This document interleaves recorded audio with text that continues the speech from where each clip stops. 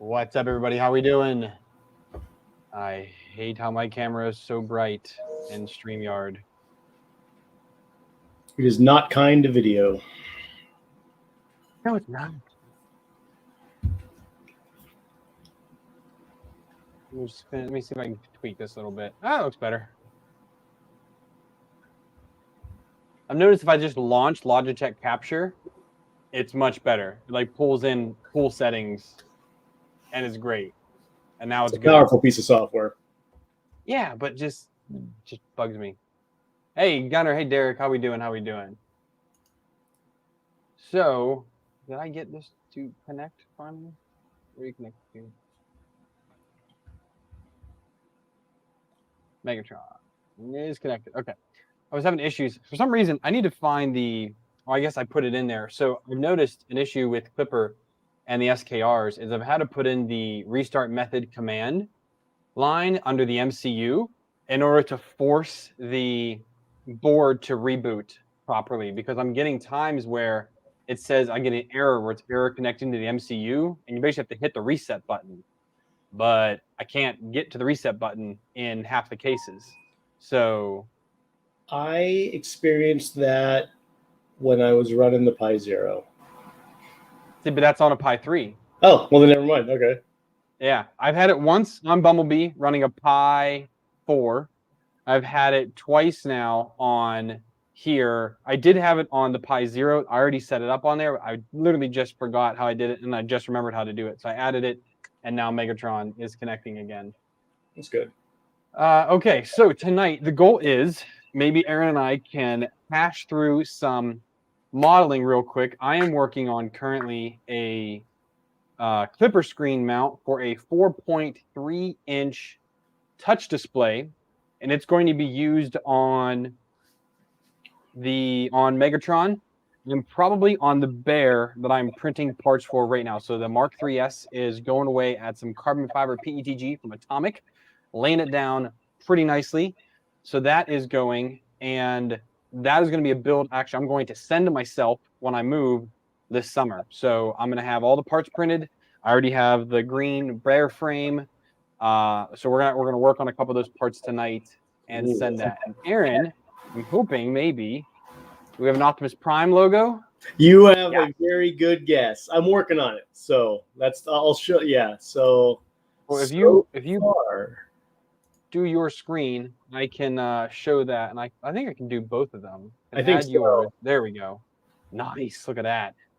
This one's going to be intense. This one's going to be the legit real deal. It's probably going to look a little bit different than some of the other ones, in that I'm doing some. Before we just did a bunch of lines and extruded and cut them. This one's going to probably have a little bit. We'll see how it turns out. We'll see if it prints. We'll see what it looks like when I get done. But this one, I think this one's going to be next level. Are you going to make the mask come up like a point? So instead of just cutting out the lines, if I get my mouse in the right spot, instead of just cutting out the lines, I'm going to be cutting down some of the bigger sections and leaving some of the thicker stuff standing up. So like the eyes will be set in, the mat. Yeah, it's going to be hard to find a good mix of, because we still want to keep it 2 levels. We don't want to do like staggered, because that would just get too much for a small logo. But I'm trying to find like the mask and the face is going to be more set in, and I want the helmet to kind of be more standing out. So we'll see how it goes. Yeah, I might grab your initial sketch, because I still want to put the logo into, well, I guess it all depends how it's going to print, how printable it's going to be, because I like to put the logo and the name into the power supply, which I'm probably going to do power supply tonight real quick. I'll just leave space for the logo. Because what I'm going to do is I'm just going to copy Megatron's frame and make a new project folder in Fusion, and then start adding these things in there, because I'm going to change up the color as well, because I want to colorize the parts before I start printing, so I can kind of get an idea. Like we did it with Megatron, we did it with Ultra Magnus. And I just kind of want to get a feel for how the color palette is going to look before I even print it. Because that's a nice, powerful thing about Fusion, is you can just go ahead and start setting your colors on your actual parts. Right. And really bring out depth because even with this, once you get started, granted, you have a color canvas behind it. But for me, when I start working on something, I love adding color to the different layers and the faces, just like I did when I did the Pittsburgh sign. Adding just color just to the black background and having the text a different color really helps you see the project more in life, like how it's going to actually appear once you create it. Yeah. So yeah, and along those same lines, this one, I'm worried that I'm making it too complex. So as you start doing some of the other stuff, we can maybe dial in a more specific size, because my other concern about the way I'm doing this is it may not shrink well. Because some of those spots on the right there look pretty small. Yeah. So I've got every single one of these gaps is 1 millimeter. I'm not doing a gap less than 1 millimeter. But that, let's see, I think, what is this sketch? It's still only a max of 5 layers. So yeah, so this sketch is it 50 by 50? Or did I make it 100 by 100? Yeah, so this is a 100 by 100 sketch, which, again, I may have screwed up by doing that. So we'll see. Yeah, we'll see how it scales down. We'll see if it scales, and we may have to just do a simplified version, or we may have to stick this on the side with a bigger panel somewhere. We'll see what happens. Well, I also could do a case badge. Hang on a second. So for Ultra Magnus, I did it. I didn't do it for Megatron. So I did it for Ultra Magnus, where I took your logo that you made for him, pulled out the sketch, and then just went ahead and made just a simple logo of it. Now this, I'm perfectly happy if we can get it to print flat and have that dimension to it, great, because then I can just put a background on it again and super glue it onto the side of the power supply, because that's the difference I did, where I did the multicolor of embossing his name into it, but where on Megatron, everything was in there, and I did the multicolor print with the palette. Yeah, and I think that's a good option. Maybe it may be the way to go, depending on how well it may or may not print. We may have to print it flat, but like you said, it's easy just to glue it in place. It's also pretty cool to have like a little separate case badge. It gives it some depth. Yeah, I've been thinking. So, you remember how Matter Hackers about 2 years ago started that wall of the hexagons? Mm-hmm. So I'm really thinking about doing my own version of that, but with the things that, like, especially like that you and I have been creating, like basically take the logo from the various printers that I'm creating and make those their own, kind of badge type thing on a hexagon plate that I can kind of hang somewhere. Now it's really going to cool idea. Here it wouldn't work out so well, like to show off, because I have these shelves behind me. But like, I don't know, maybe my next place I'll have a wall behind me, and I'll be able to have like, yeah, you could do it right down that edge there. I just don't have anywhere here that it would work out well. Like I could do it above my computer, but like none of you guys would see it. Never mind. But yeah, I mean, it's kind of like, what's his name? The first layer. What's Rich? Is that his name? He's got the big hexagon thing wall behind him. Breaks and Makes now. Joe, he's got the whole map behind him that it was all the little tile pieces. It's cool. Yeah, I saw the map. Yeah. Yeah, but they're all just individual pieces put together. Totally cool look. I think it's a great idea. Yeah, but I think it would be something cool that I could create just like that template and then basically just grab anything. Because I also want to like slice my maker coin and like put that on it. So it's kind of like 3D on it. So it's a flat plate, but then all of these items are 3D coming off of it. And I think it'd be something at least to signify these various projects, especially the ones that you and I have been embarking on lately. I think it would be something a little more unique and kind of just represent each of the individual projects, because these projects might not last forever, which they probably won't. Yeah, and at least I'll have something to kind of remember that project by. I think it's a really cool idea. I think it's great. Yeah. So I'm working on this display bracket I showed you, and I think I'm going to go ahead and make it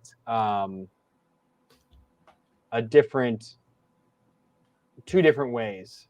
So again, I got this model off of someone, and I basically just tilted it to a 30-degree angle, which matches the low profile bear brackets.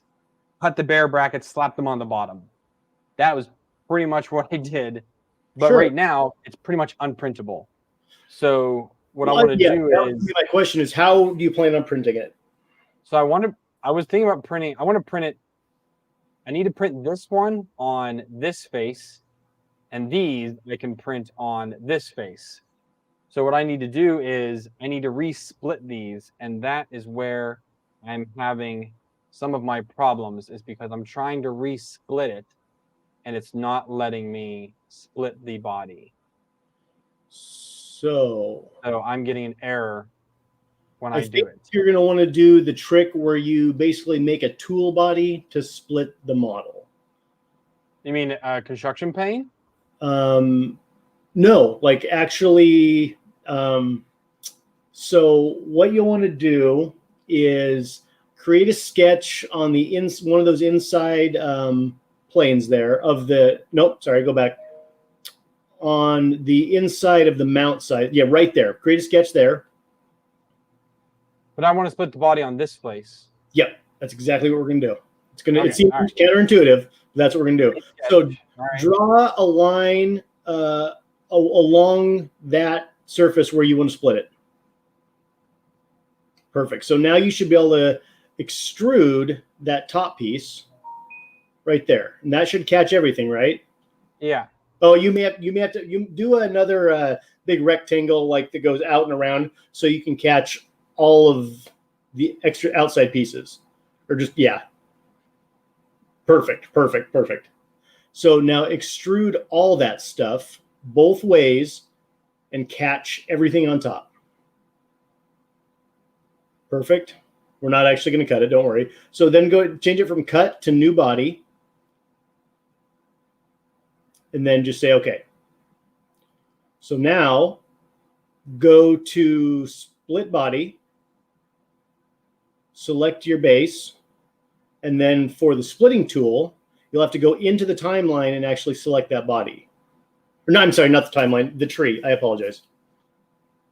So yeah, uncheck that. So go find that new body we just created in the here. Tree. Yeah, exactly, right there. Now hit OK. So now hide that new body we just created. And there you go. Now you're split. Awesome. I like that. Okay. So now what I can do is I can do a hole straight through here and one down here. And I'm going to make this thing bolt together. Yep. And you should be able to tweak that to make it print better too, which will probably print just fine like that. I almost think add some angle to it. What do you mean? Do you want it that flat, or do you want to tip it down a little bit?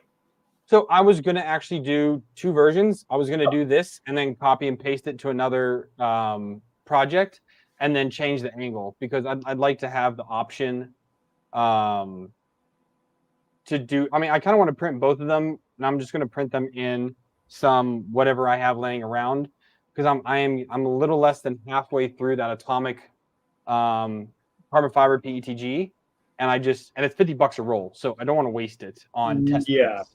Because everything I'm printing right now on it is tried and true Bear parts, like the basics that I need. It's all the Bear 2.1 parts for it.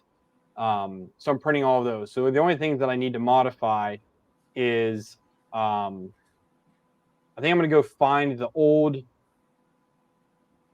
Well, I need to figure out how to mount the power supply. So I think I'm just going to go with the old Bear mount, not the new one.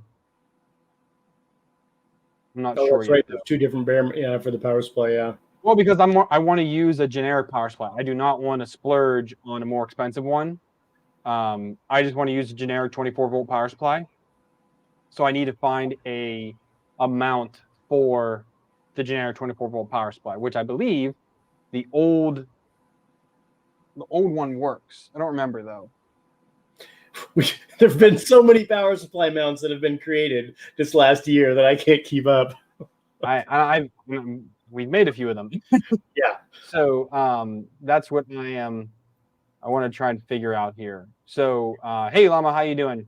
Just about to say hi to Llama and apologized for ignoring him last night when he showed up in my stream and my chat was completely frozen and I had no clue people were talking to me. We're gonna call this. It'll be Optimus Prime. Ooh. Right now, yeah. So again, I'm gonna do this. And so if anybody has any questions on Fusion 360, you have both me and Aaron is obviously way more skilled at this than I am. But if you have any questions while we're kind of working on this, please let me know. I'm going to kind of switch back and forth between what he's working on and what I'm working on here. Yep, I'm going to move you guys off to the side a little bit, and I'm going to work on Optimus. If I have something to show, I'll spout off.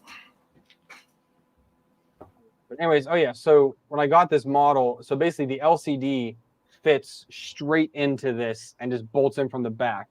I found this other one, and it's a WaveShare 4.5-inch touchscreen. I found this other model that hides a little bit of the frame, not much of it though. It just hides some of the bottom. But so it's the other one slides in from the top down, so there's nothing hiding the frame at all? Yeah, no, this version hides nothing. I mean, that's you could always just do a little frame to glue on top. Honestly, you could even just make a little cover for it that uses you just put like 2 little dots of super glue, and you could always break it off if you needed to.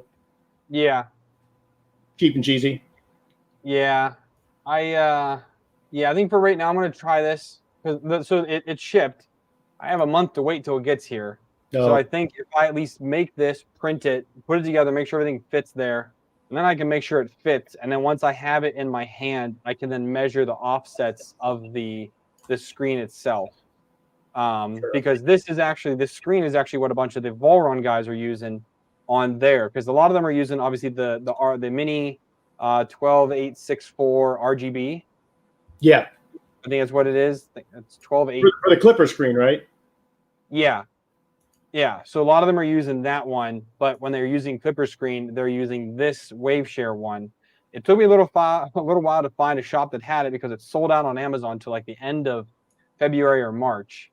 But I found, I think it was called like robotshop.com in the US, and they have it. I found that from the WaveShare site. You can go to their site and actually find their resellers. And so I bought it from them. It's a $50 screen.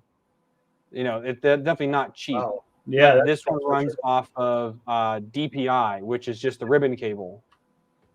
So you can run this screen on a Pi 3 or Pi 4, but you cannot run it on a 0.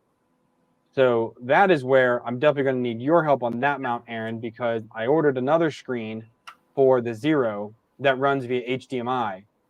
And I got a little bit fancy with some of the cabling so that there's not this big HDMI cable like, you know, sticking out the top of it like this. Right. It actually is a U bracket, and it loops down and into it, and then it's a ribbon cable that comes out the back that goes to the Pi.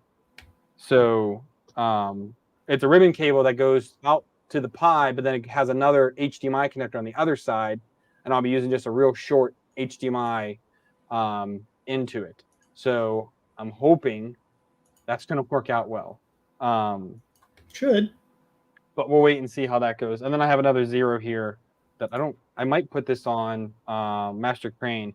I was actually thinking last night, maybe I was going to do a video about it. And then Nero put a video out today. I was like, oh, did he really? I haven't seen a video. I've been working most of the day, so I didn't notice anything. What was his video about? I saw it at the end of the day. I was waiting for a guy to help me with a switch. I was like, let me just see what's on YouTube. And I looked, and that was the first thing I saw was his video. And I was like, because I was debating on doing just a quick video myself of like, now that I've done it 3 times, I kind of got the process down for Fluid, I think. And yeah, once you've done it, that's the thing. The learning curve is super steep at the beginning. After that, it's not much to it. Yeah, so I kind of was thinking about doing a quick video on, hey, this is how you install Clipper on virtually any machine. You just have to pick your specific config, but it's all the same process for all of them. As long as it's supported, as long as Fluid and Clipper is supported by your MCU is supported on Clipper.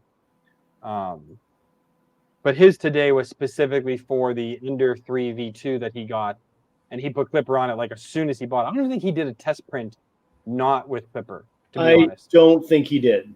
I think he just threw Clipper on it the minute he got it. It was He his did the live intention the whole stream when time. he did it. Yeah, he already did it once via live stream, and then went ahead and did now just a standalone video of the process from soup to nuts, start to beginning, on how to do it. So I'm gonna make some holes.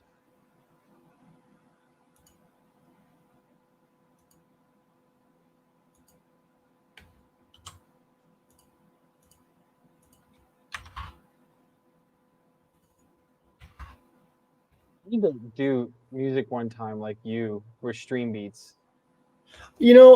I've fallen in love with stream beats. God bless Harris Heller for putting out that much music that's completely free and not going to get us in trouble. Yeah. Did you ever watch his videos on how he did it? Some, yeah. Because what he actually did is he went on to Fiverr and paid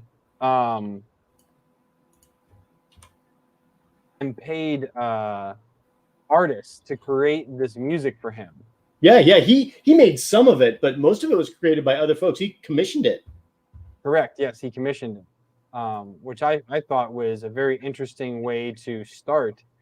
And now he is building his new house, and he's creating a studio in the bottom of it.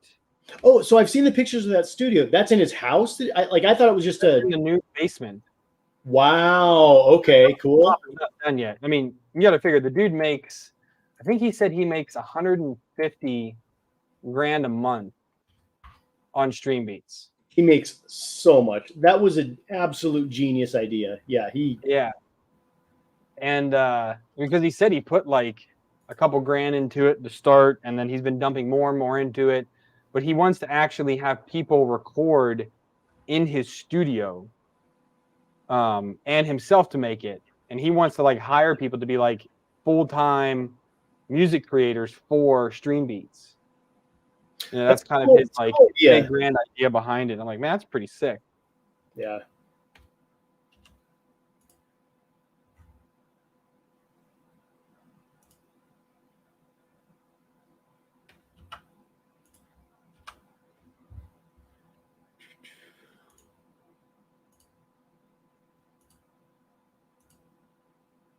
Going to be interesting to make. What's the head of an M3? Socket or socket head. Come on, who uses anything other than a socket head? Well, I do sometimes. 5.5. Yeah, 5.5 will be good. I know. I totally prefer them because you get a way better the what am I trying to say? The driver. Yeah, it gets a better bite in there. It's a bigger head. Although I totally didn't do that when we were building the ITX case last night. We determined that button heads look better on the outside of that particular case. Really? Because I thought like seeing those bolts like would make it look more transformery.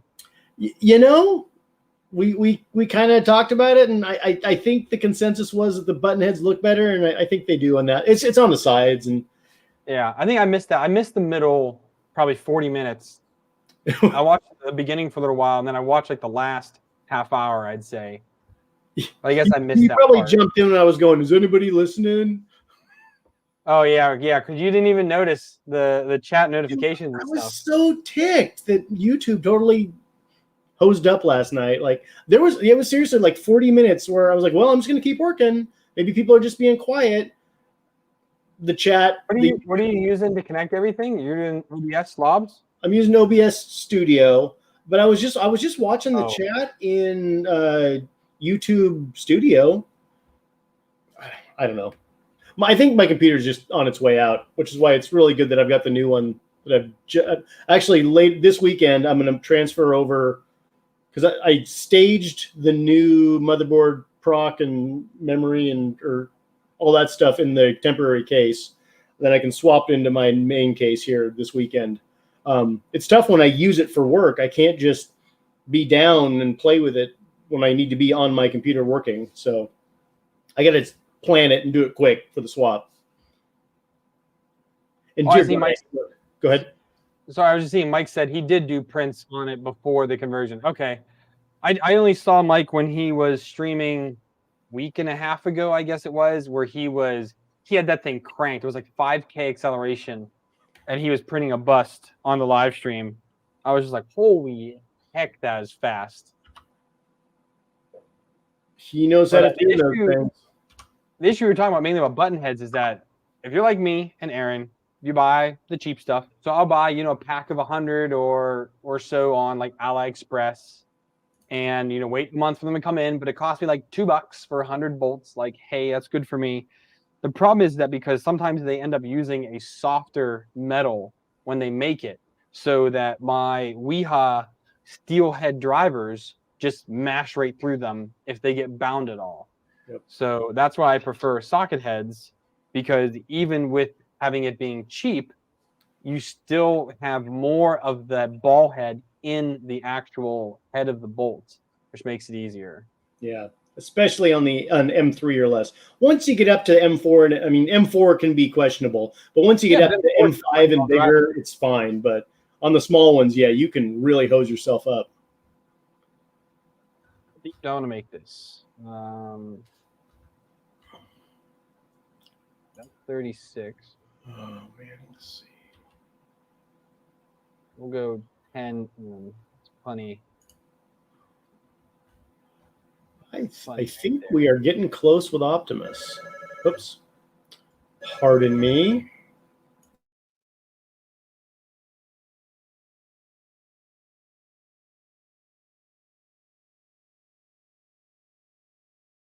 Hey, Dan, how you doing? So Aaron ran away.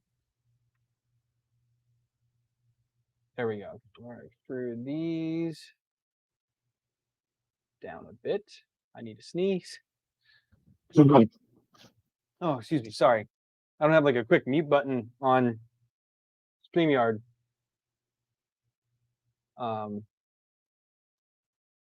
Here. This one. Pull these down. So that's 36, and a head is how deep?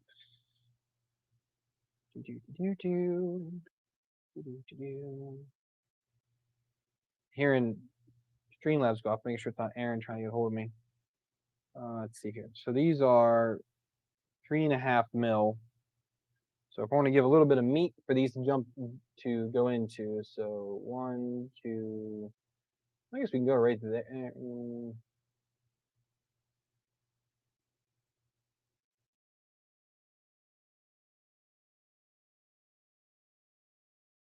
Should be enough. Not like this thing weighs a lot. 2 bolts is good enough.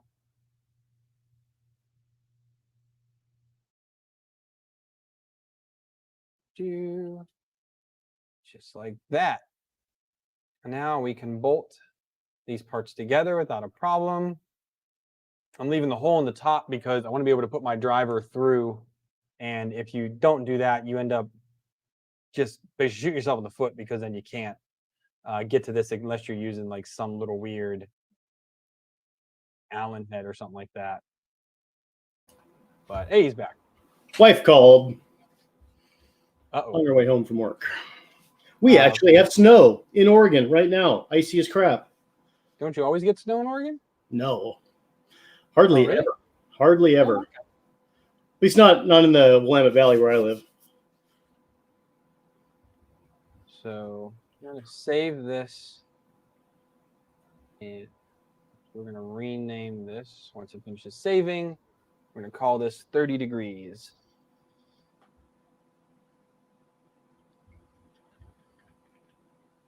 I think that's a 4.5 inch. Where is it at here?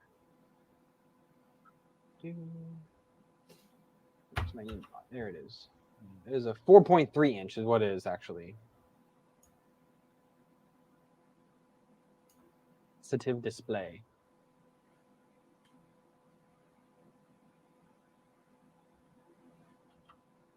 All of this. Wave share, 4.3 inch, 30 degrees.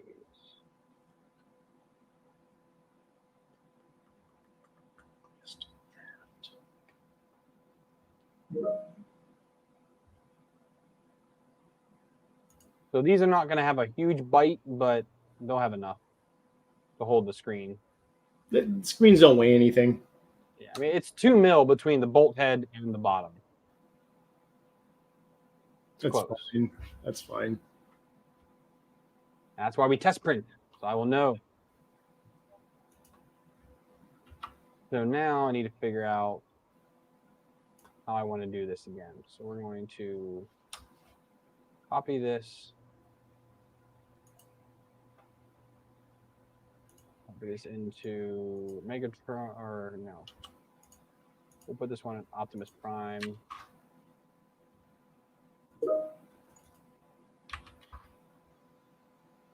This one out. Open this one up. So I'll show the clearance here real quick in case anyone's curious. Let me update my design real quick first. So all these chain links here means that I have the design that's in this one is referenced somewhere else. So I make a change in just this screen model, it updates in here. Now you can only really do this now with a paid version of Fusion because each of these chains is a separate project.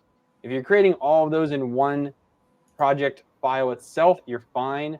But again, with free, you're limited to the 10. So you can't really break it down like Aaron and I normally do on these. So this is where it's at. And you can see there is not a ton of space there. It's like just enough to fit. Like just. And that's assuming that all my geometry in here is correct, which I think it is. So we'll be all right there.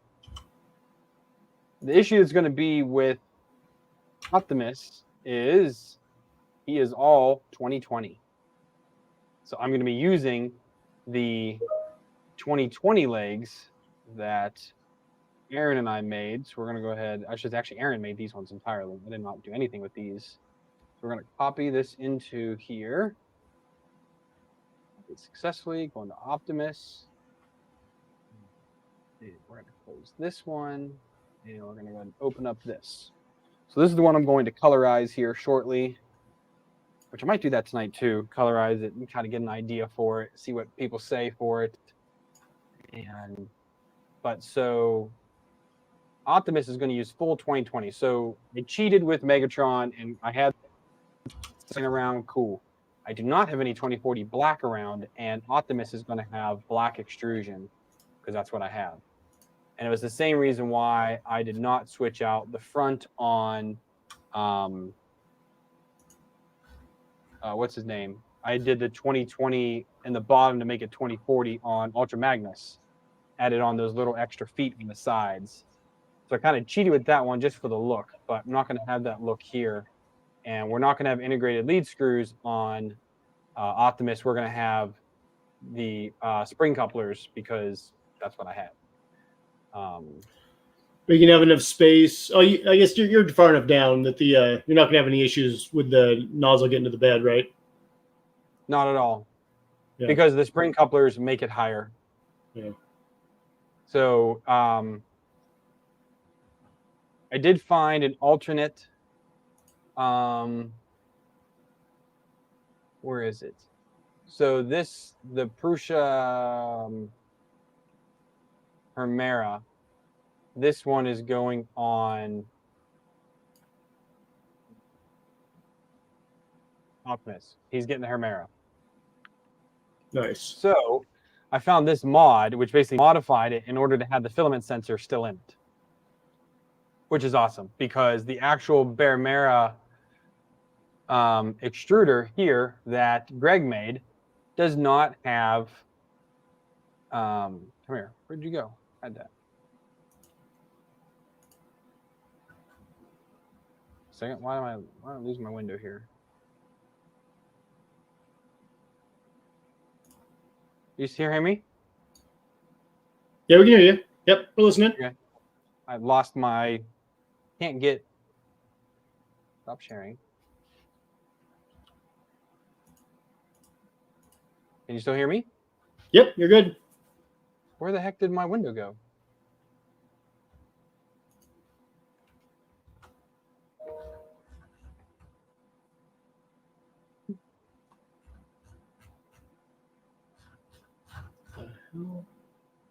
There it is. Okay. Shoot. Sorry about that. I just completely lost my my windows there. I have too much going on. But okay, so let's go back to share screen. This one here. So the actual one that Greg made does not have a filament sensor. That I'm is super sorry. surprising. Like when you told me that, I was amazed. I think it's pretty pointless in 2021 to build a printer that does not have a filament sensor, especially when you're putting this on a Bear or a Prusa. Like, why would you not utilize the filament sensor that's on there? So this remix here on Thingiverse seems to be a good one. But again, I'm going to print this out in just some black PETG or some black, whatever PLA, something I have laying around, and pre-assemble it to make sure it works. I guess I have enough filament for Optimus to make it. I think I have enough filament to be able to do that. But either way, this is the one I'm going to end up using. And again, it just recreates the filament runout sensor that's on the actual Bear with the arms and things like that. So I get the impression that Greg is getting a little burnout. Gregoire is getting a little burnout on building Bear stuff. I know originally when the Chimera came out, everybody was clamoring for him to make a mount, and he was a little against it at first. So I think he just kind of did it to appease the masses. It wasn't something that he was like super into doing. Because I was kind of following his conversations on his Facebook group.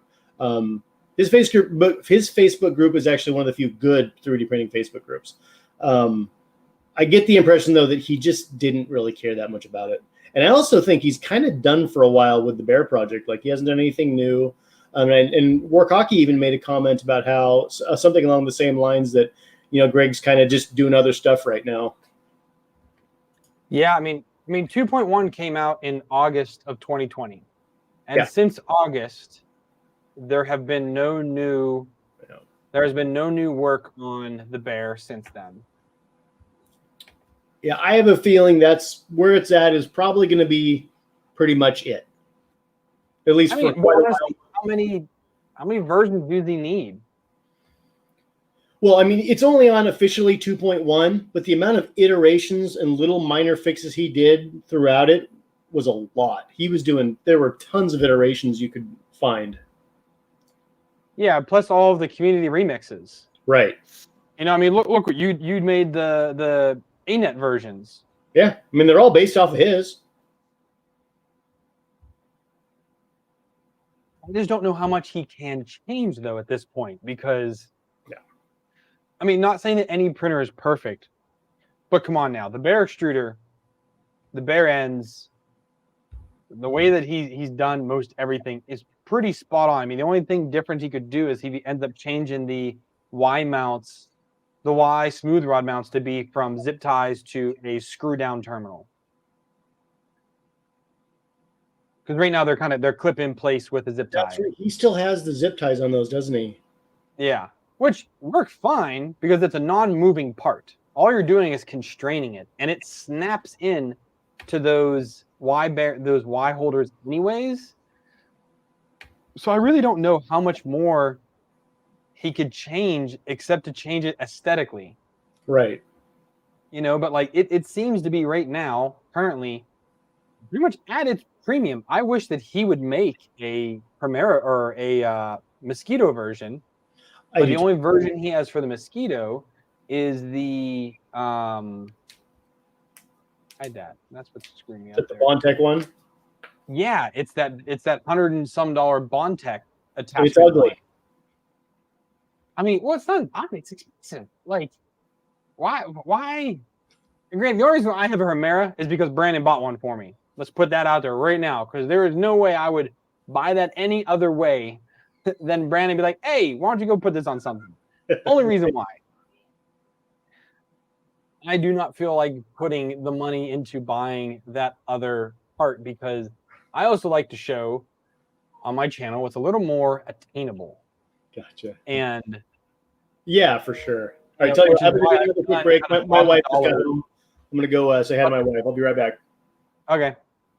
But that's kind of why I've done a bunch of the builds that I've done is because to show everybody what is attainable. If you don't have, $500, $800, $1,000 to drop on a printer, I have shown a lot of alternatives to doing that. So kind of want to keep that going. All right, so this version right here, we are going to we're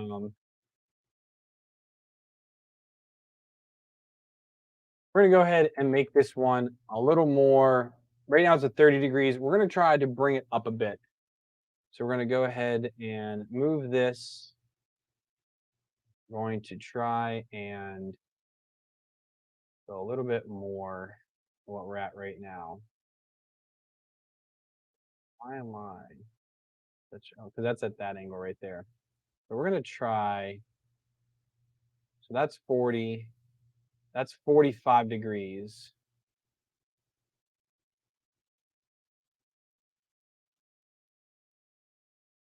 I think it was the last one on the East Coast, Brandon, because no one else can buy them.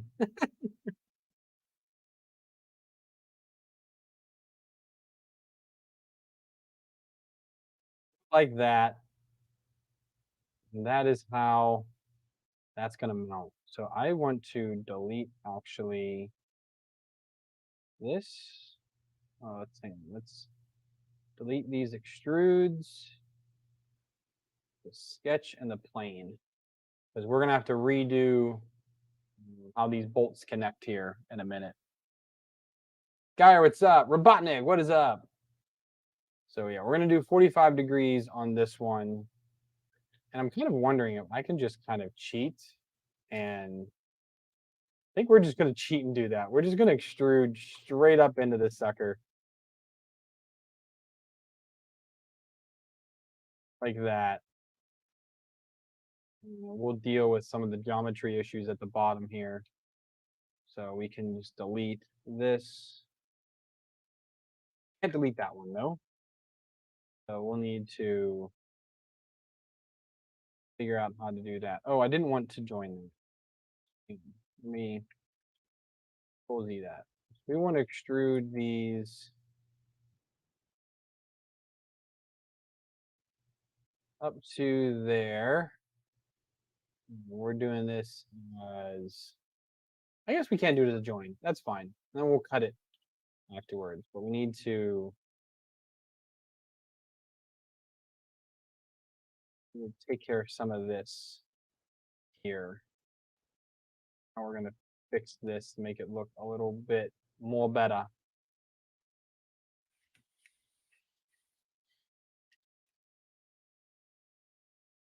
$3D Max X1 in back in the 90s. Yeah.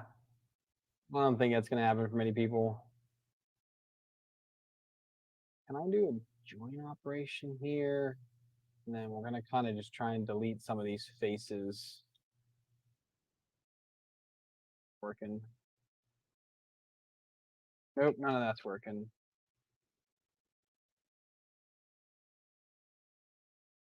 So need to get this to meet a little bit better. Figure out how we're going to do that. And once we get this all kind of together, more better looking, see how it goes.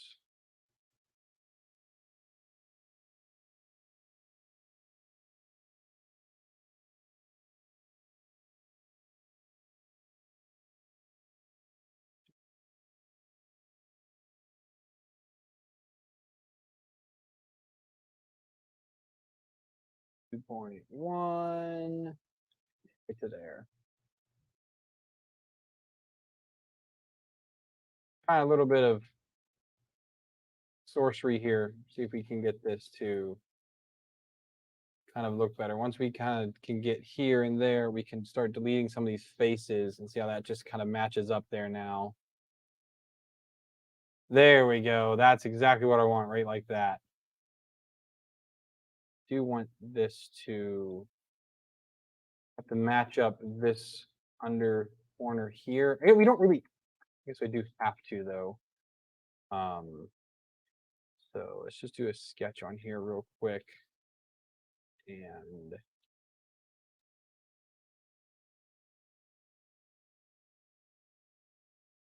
get rid of this here.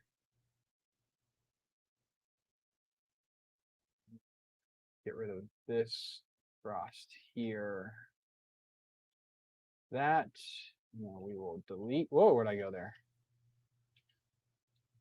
Delete this other face in here. This one under here. There we go. So now that matches up much better because we're going to split it on this face right here. So we want to make sure that that isn't going to have any problems there. So now I need to do it the other way. So I made this 45 Fusion to catch up. Huh? I'm sitting here waiting for Fusion to catch up. Oh. So, all right. Did that side. Now I got to do this side here.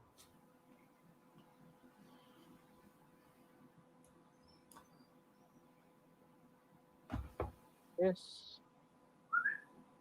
That. Extrude this. Let's say the 2.1. And then we're going to pull that away. Delete some faces. This is Aaron's favorite operation in Fusion, deleting faces.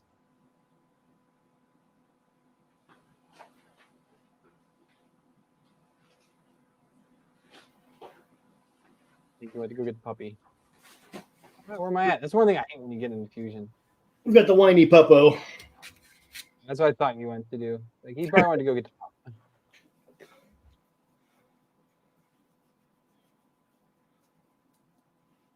This way.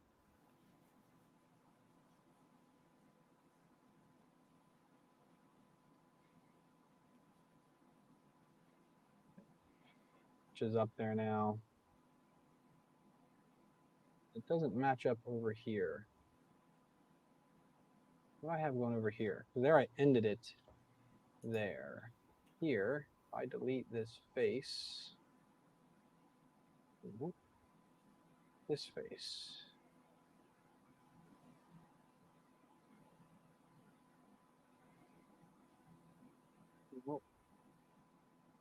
Nope, nope, definitely don't do that.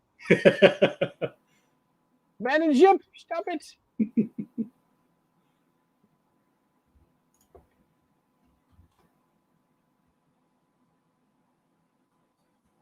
This one looks so different than that one. What's wrong with you?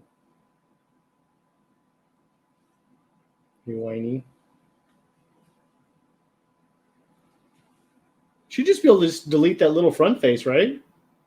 It's not letting me. Huh. Doesn't like it. Oh, highlight that face, that little face, and the one right above it. Yeah, delete that. Nope. Oh, never mind. Worth a try. Or you could just split it, delete one, and mirror the one that looks good. I guess it could. The bottom hasn't changed. Just where that connects to is where it changes. Yeah, we could do that. But I think that'll be all right. I'm gonna try and, should I try doing more of these cutouts in there? I guess not. Cut out for what? Just for and giggles. Cutouts always look cool.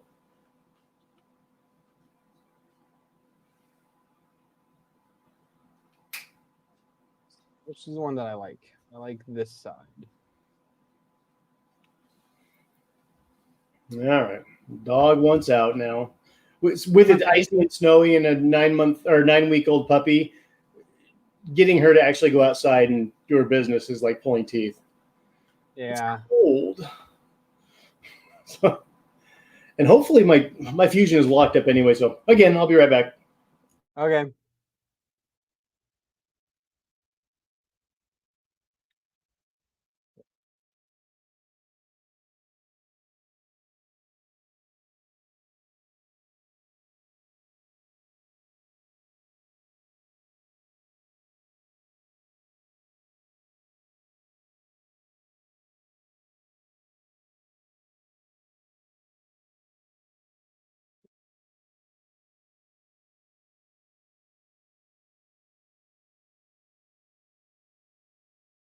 We need this to be 180.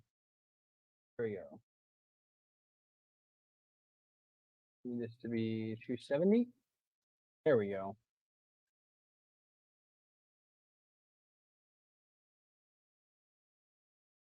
$70.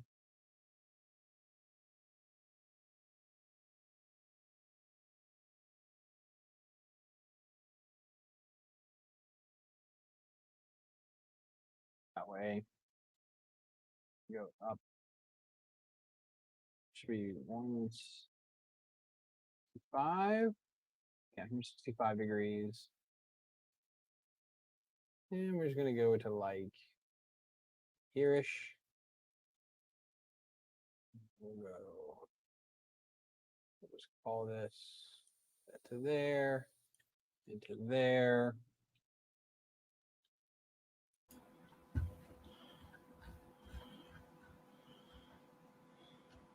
His chamfers are, how big are these?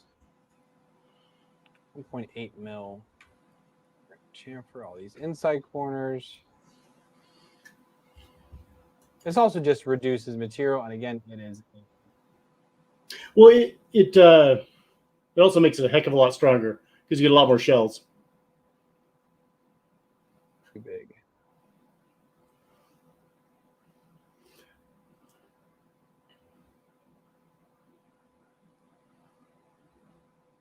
Not too shabby. Kind of matches a little bit, right? Yeah, it looks good. Perfect, but hey. All right. So the other thing I just thought, you could try just mirroring that face that didn't line up. Well, I'm going to split this first. Oh, okay. So we're going to do the U trick first. So we're going to create a sketch here. So we need to do the line first. Plane. Rectangle. You can also just draw a bunch of lines around it too. Yeah, there you go. Sure, I catch it. As long as you get, yeah, you got it. I think. Need to. Something didn't line up there. Oh, there you go.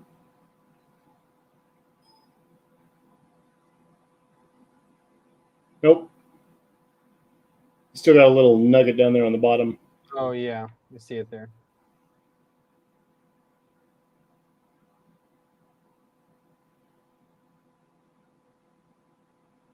There you go.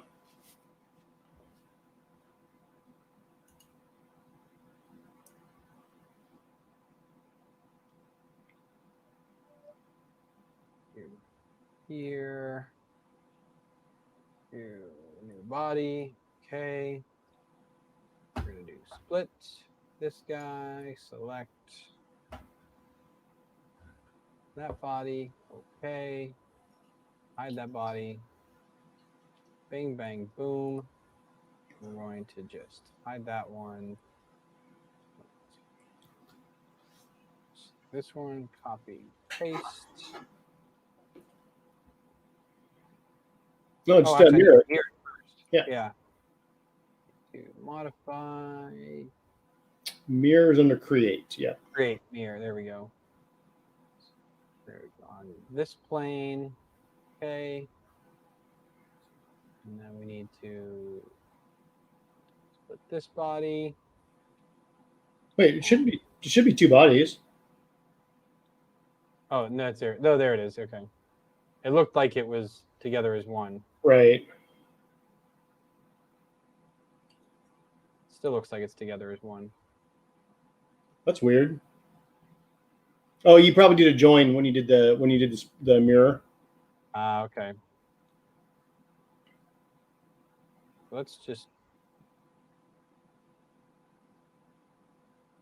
delete that one. Right here. Create mirror. Select plane there. Operation new body. There it is. There you go.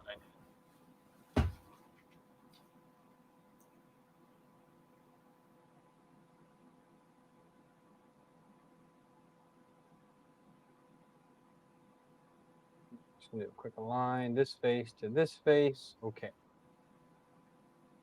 Nice. Now we're gonna save this. I'm gonna rename it. I'm gonna pour it in the model and see if it works. Because I have a feeling that it's not gonna work. It might be too tall. You may have. I think you can get around it. I think the angle's good. I think it's going to run into your bed, though. You probably just need to move the mount up or the face down. That's what I'm going to do right now. So let's grab this body. Jar. This. Here.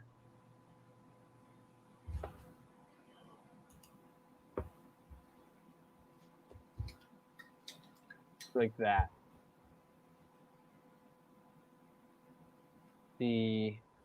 That might get you close. I don't think it's going to be good enough, though.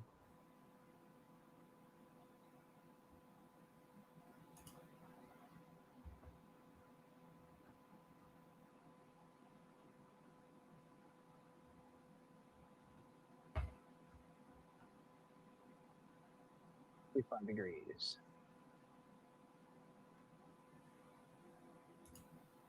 Here, we're going to pull this in now.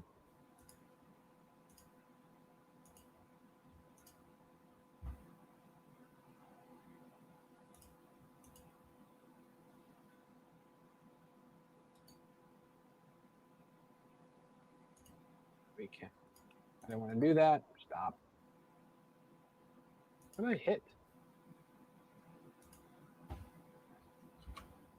Weeks. Okay, so we'll copy this now. It's the right angle. No, it's not yet. That is right there. Looks like it might clear.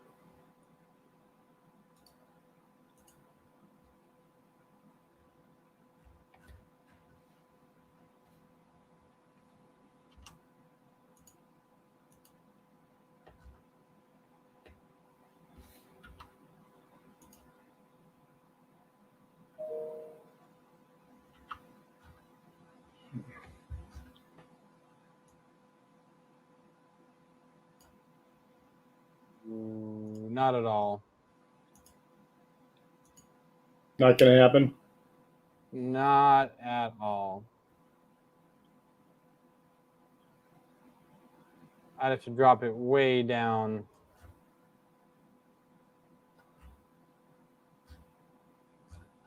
We're off by a good couple millimeters.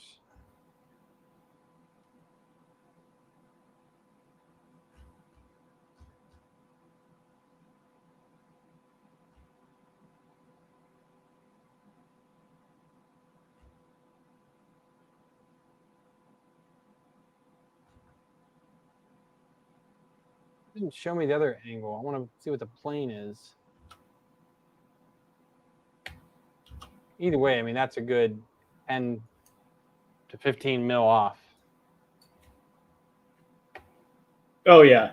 Yeah, you need to put those mounts on the top of the brackets as opposed to the bottom of the brackets. Well, there's that. And there's also, all I did was basically tilt it up. What I could do now is I could just drive it, pull it straight down. Yeah. So in here, just grab this, move it.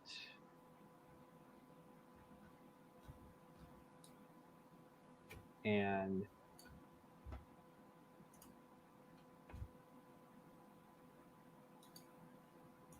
a 15. That is what it needs to look like. But I can't go too low because then we got to make sure that the feet will clear it. Now, granted, we can always make the feet a little bit taller. That's an easy fix. Right. What I'm thinking is you could just slice off your mounts to the frame and move So just cut them off the back of your brackets and slide up that. Just slide them straight up, and then extrude into the bracket to mount them back up. Yeah, I just want to see what this looks like here. Still way too high. Come down at least another 10.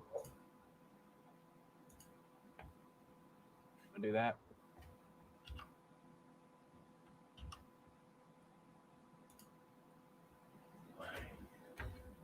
And we're doing this. This is quick and dirty checks right here. This is the real quick and dirty. Failure.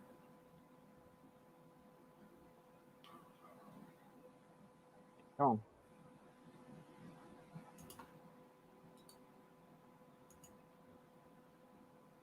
It's pretty close right there. But not quite.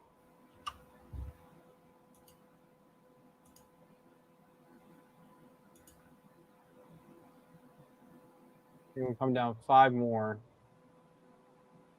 But how are we doing on the bottom? We still got room. Not much, but we got room down there. Yeah, with the feet, you're fine. So then we come down 5 more millimeters. 5. That's going to be it right there.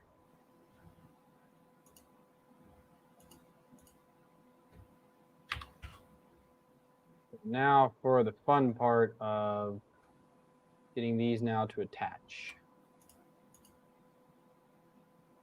Okay.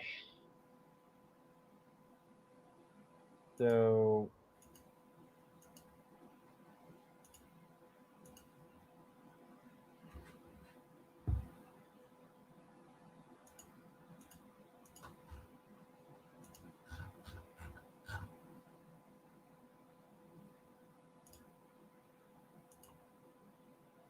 what separate body? Oh, it is. Okay.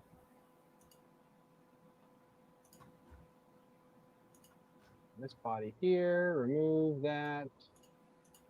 Okay, so now we're stuck with this. So they're lined up properly. We just have to make it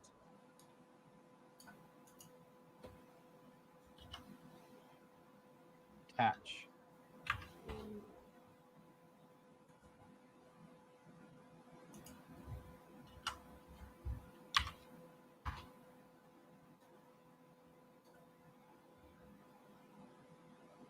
Got that, and then if we make a profile here, I hate that I imported this thing like a weird angle. Yeah, that gets old. But I mean, you also want to keep it at the angle. It's nice to keep it at the angle you're going to use it.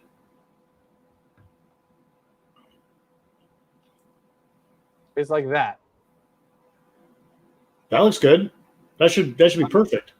I'm just going to throw a cutout in there. But you don't even need to. I mean, I'm trying to be a little fancy with it, but Cutouts look good. They do make it stronger.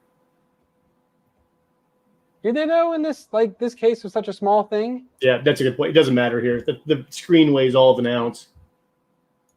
Well, I mean, I'm thinking, well, I mean, it's a touchscreen, so it's definitely got some more. Well, it's going to get pounded on a little bit more. That's true.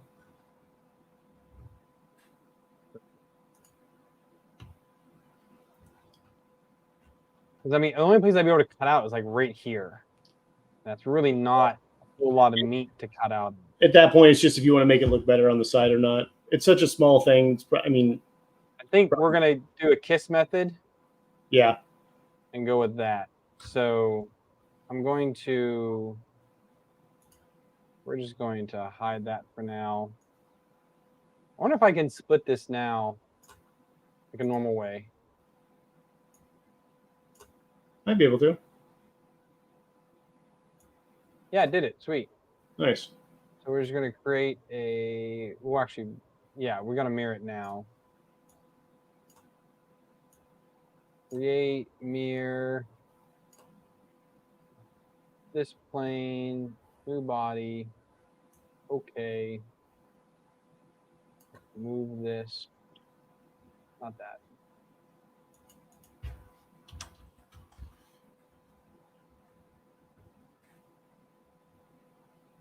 Okay, and then we're gonna align that face to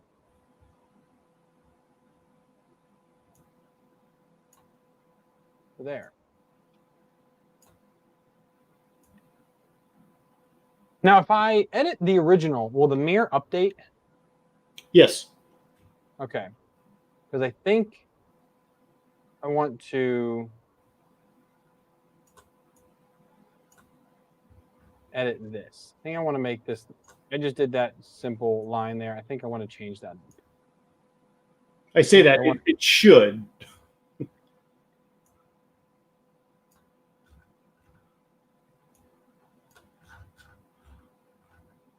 Do more like that. Worst case, you can always delete the mirror that didn't catch up and just make a new mirror. Yeah, I think I want to do that. I think it looks a little bit better. And it doesn't make this point so skinny down here. Yeah, it updates. As long as you roll your timeline back. Because I did the mirror after I did the bang. I did the mirror after I did the original extrude. So now, I'm just going to go ahead and create a construction plane. I want it to be higher than where I'm going to cut at. So like there's fine. And we're just going to do this top down dirty like I did before. Finish sketch. Delete that. This one, we're doing a new sketch on that plane.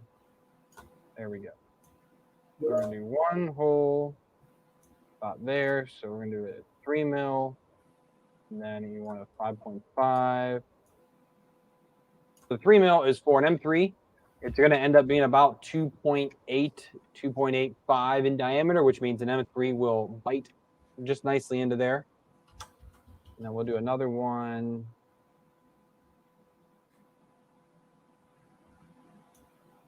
You know what? I'm going to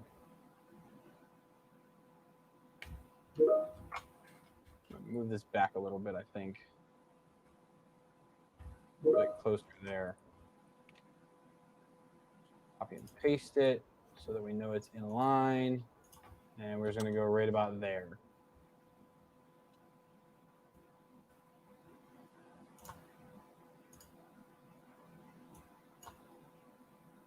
Just going to take all of those.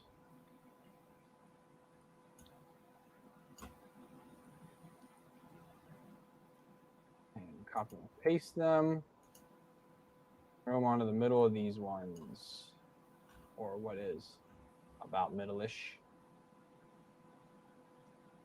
Yeah, 1.7.5 as it was before.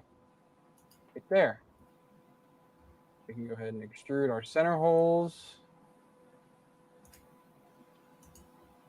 So we're going to take these down to side, which is about there. It's 24. Let's go down to 33. That's fine. That's 9 mil in. And then we need to turn the sketch back on. My timelines are horrible. Don't. There we go. That deserves a beer. And then we want these to go in. So if 24 was there, and I said the heads are how much? The heads are 4? Of a cap. M3 cap is 5.5. No, it's deep. It's just over 3. It's like 3.2. My bad. Oh, you're digging in. So that's going to be 21. And then that's just for the head. Pulling a screw from a master car. Nah. That's too much work. I'll just use like 12 mil or 14 mil bolts for it. And that should hold it on like that. The other option is to just cut it right here. But I figure leave the slope on it. It'll look good. I mean, it's 6 1/2 dozen the other when it comes to the print. You might as well leave it there. It looks better. Why is that on that one but not on here? Well, there's a fantastic question. Is it a separate body? I think you got two bodies there you're looking at. Maybe. Look at that body. Oh, we somehow that forgot to get cut off. Just delete it. Just, yeah, perfect. Fixed. Well, or do I want it? Is that top or bottom? Oh, that's a good point. I would say put it on the. Actually, it doesn't matter where you put it. Probably actually would be better to leave it on the top. It'll make a nice seam there. Yeah, because it's going to sit on like this. So there's with it and without it. Yeah, I would just do a mid plane from end to end on the case, and then just mirror those surfaces on that little triangle. What do you mean a mid plane? So go to construct. Yep. Do mid plane. Okay. Click on the edge of the screen that's facing you right now. Yep, and then the opposite edge. There you go. Hit OK. So now hide your mounts for a second. So now select those faces. Let's see. I wonder if you can get. Oh boy. Everything's symmetrical on this, right? Yep. Cool. Select the bottom and side faces too. If you mirror it, it's not going to hurt anything. Yeah, and then the side. In theory, then just hit mirror. And it should already be on faces. Now you just select that mid plane. And it doesn't look like it likes it. Well, that's all right. Maybe I can make it work. Nope, not at all. Yeah. Oh well. Worth a try. The fact that it's let's see, how else could you do that? Oh, I know what you can do. Just grab that face. Well, first of all, see how wide is it? Do you know how wide it is, that mount? Nope. So just click on one of the lines over there. Yeah, just measure the width of the mount. Perfect. So 1075. Cool. Cool trick is you can click on 1075. Just click on that length. It'll copy it. Perfect. Okay. So now grab that inside triangle of the other side that you want to create. So the little nugget that's hanging out on the other side. Oh, this. Yep. Grab that. Do an extrude. Oh, okay. And then for the starting point, do from object. Nope. Leave that. Yeah. So from object. Now click on object. Yep. Now click on this outside edge. And then extrude it negative, or just negative Control V. And then probably should hide your feet so it doesn't join them together. Hide those other bodies just in case. And then hit join. So and then you can just clean that up by deleting that face right there. In theory, or just you would Matt. Oh, that's why. There you go. There you go. And Yahtzee. Nice. I'm starting to get more of the hang of the whole delete faces thing, because that has always been so powerful. You just got to kind of coax it in the right direction. Yeah, and as long as the bottom of this is on the same plane as this, because we're going to print on this face here. Okay, yeah, you're good. Well, this is how we print without support. Just like that. Yep, that'll be perfect. It'll look good. All right, now, moment of truth. Save this. We're going to go update it in the main model and see what it looks like. Ooh. Okay. Update.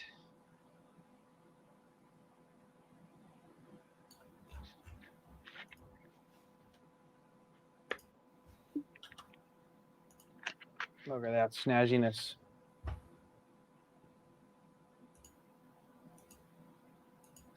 think that will clear it. Like we're close.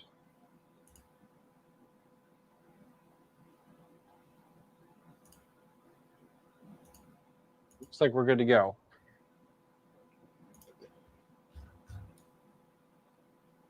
Just have enough space left. Nice. And, Oh, that'll be fine. Yeah.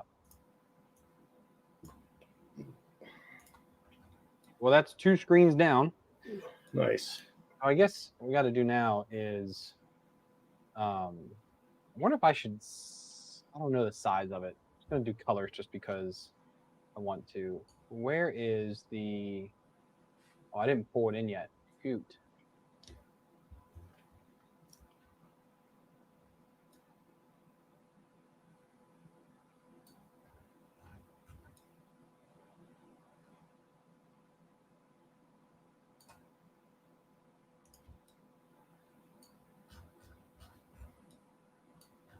Pull that in.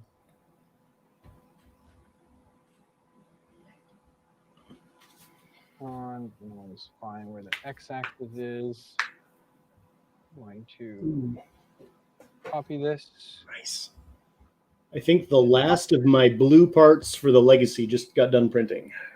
Oh, nice.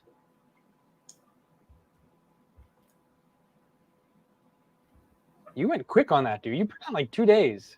There's really not that many parts, but you know, honestly, I'm motivated because I have every single part I need. There is nothing I have to buy, save for a couple screws that I'm sure I'll run out of. Other than that, nothing. I have to buy nothing for this build. So you're gonna take down Wrecker? I'm gonna take down the Wrecker. It's starting to. The last couple prints I got off of it, I was not impressed with. Tons like layer lines not lining up, just and I've put new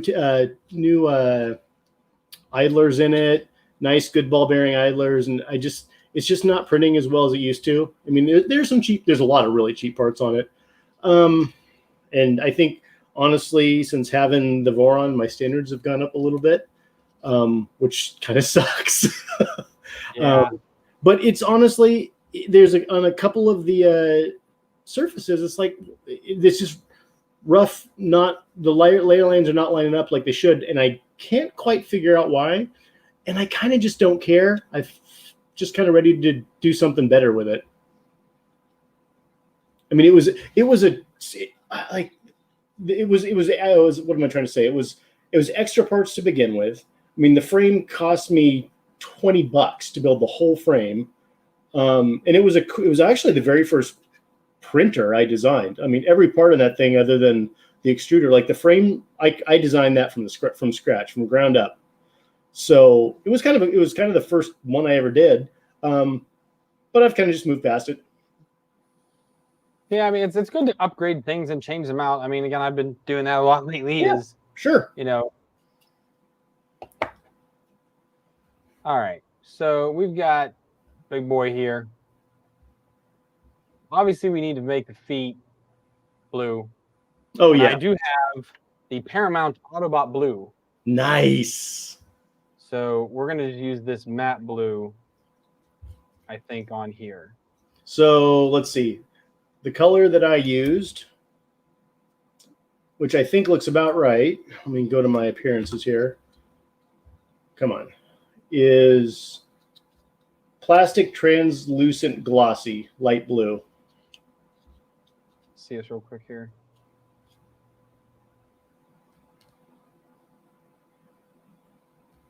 Translucent blue?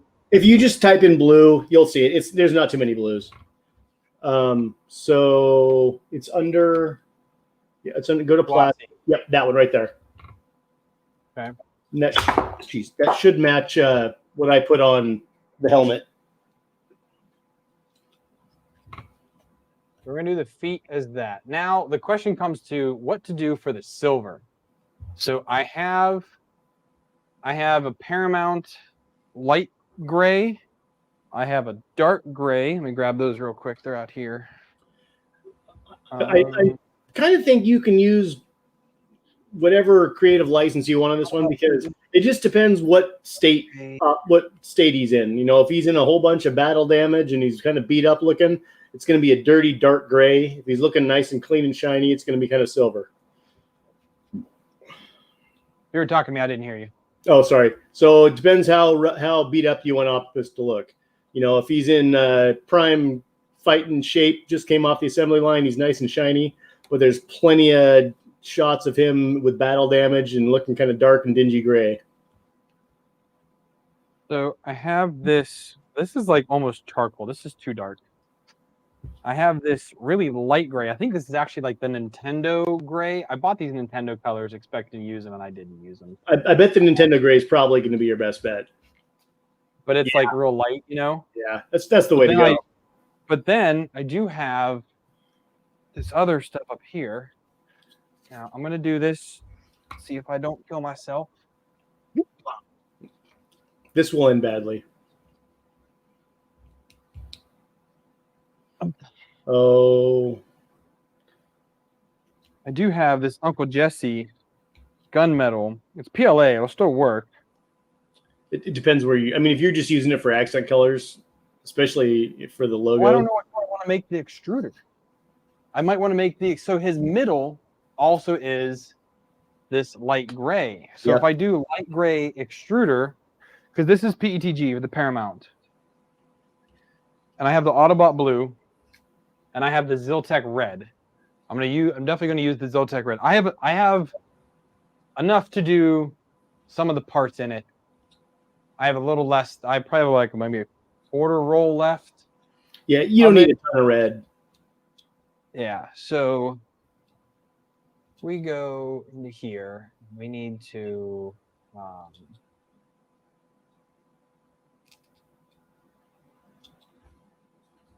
just break that so we can color it.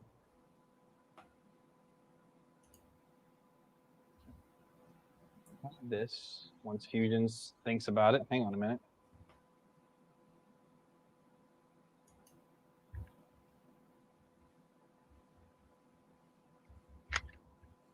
You done thinking about it? Okay. So if we do, no, what are you still thinking about?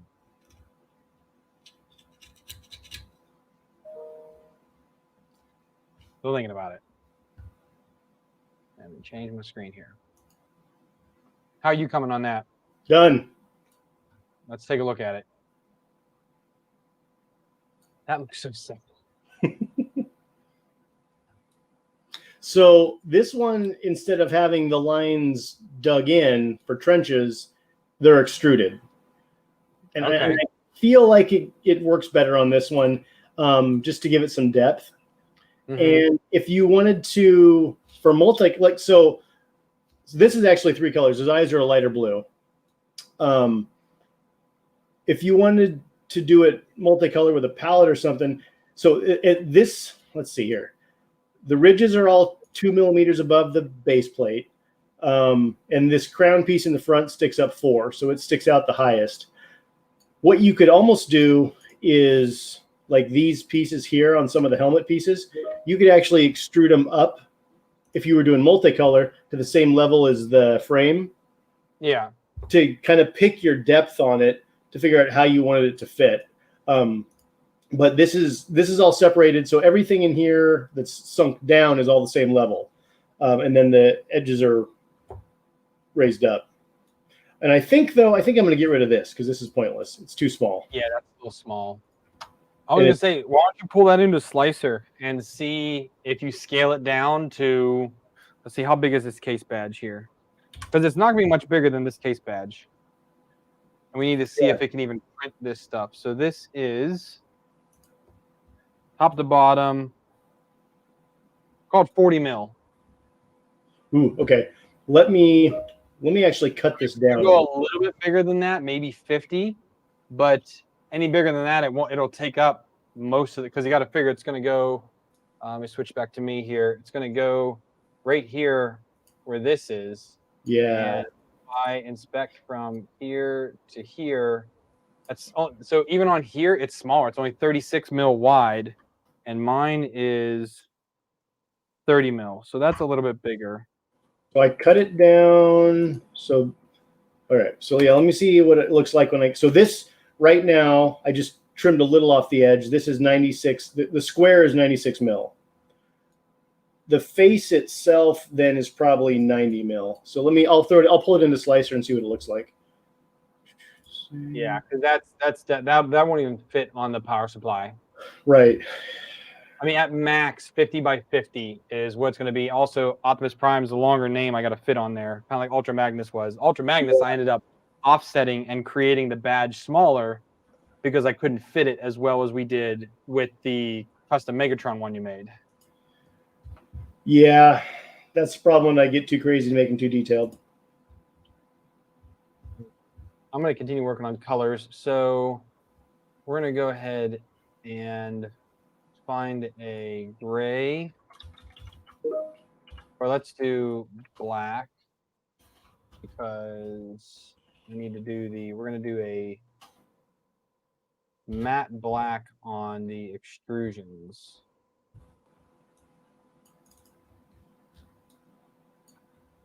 Extrusion is matte black.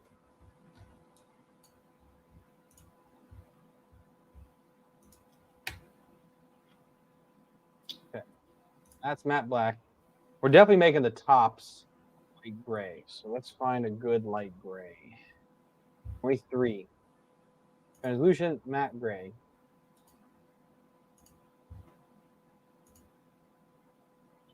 These tops.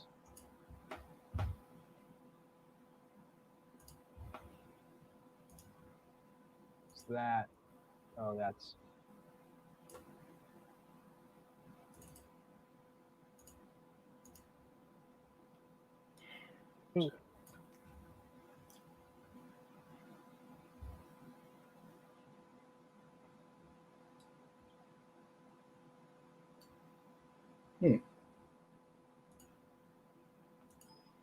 God will love Idea Maker. It just tells you, yep, you got non-manifold edges. Fix it.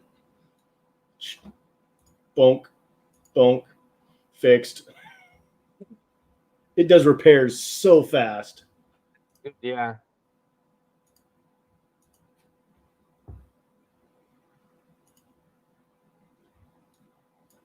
So that's full size and already pretty thin. Yeah, I don't know if this is going to work out. Because that's 2 extrusion lines at 90. Yeah. Down to 50. It might maybe 1 extrusion line. It's not great. I definitely would save that as a separate drawing because I think it is absolutely badass. But I definitely think we need something similar, such as Ultra Magnus and Megatron, as in some simplicity. It needs to be simpler. Yeah, those are single extrudes. Yeah. And that's just not going to come out well, I don't think. No, it's not going to work. Oh, we'll figure something else out. So Darn cool, it. though. That's the problem, though, with the Optimus is kind of the thing that makes him unique is the fact that he's got like the visor and that makes G1 original. Oh god, he only gets more complex after G1. Yes, but like if you just take like the simplicity of because you took the Decepticon logo and modified it to be Megatron. Right. Yeah, that one I made super simple. I'm wondering if you could do something similar for Optimus. Yeah. Again, you did the same thing with Ultra Magnus. It's just in order to print these in FDM, I think we got to go a little more simple. Yeah. Although I think I might actually say that when I do those hexagons, I might print that bigger on the palette. I think that would be cool. Stick on the palette full size, or because I mean it's still only 100 mil. It's not that big. I mean, yeah, I think I'm going to make the hexagons 100 or 150 mil wide. That'd be cool. And I think that would be a cool multi-material print. Oh, this one would look fantastic in multi-material. So yeah, I guess I just got to kind of figure out what I can do to make it simpler. Yeah, Matt was saying maybe try to swap the weight because right now you were maybe try and invert the way that you have doing your, like you did the other ones. Mm-hmm. Instead of making the lines extruded, make the actual panels extruded. Yeah, and I think for a small FDM print, that is the way to go because the panels then get more mass as opposed to those thin little lines. Well, hey, there's a quick way to figure that out. We can do, first I'm not going to mess this up. I'm going to copy it.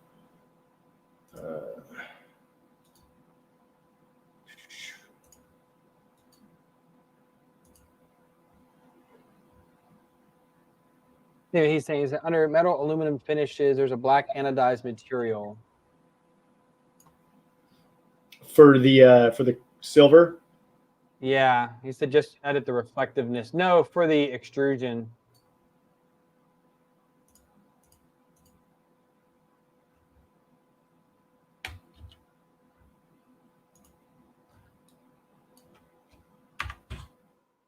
Edit.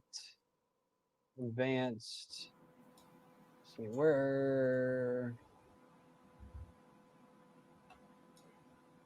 Never really edited a color in here.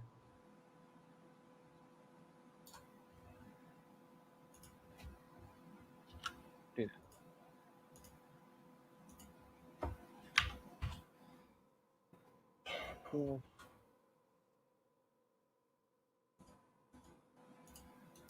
Yeah, you can mess with colors on an individual basis. Yeah, I don't know how to change the.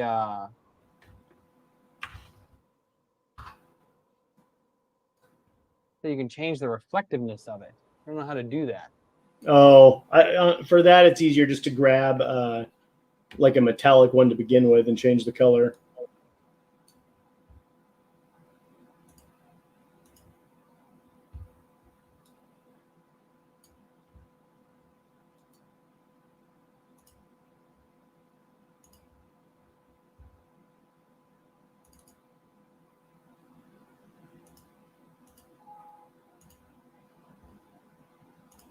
Matt, if you can tell me how to do that, I will give it a shot. Oh, sure.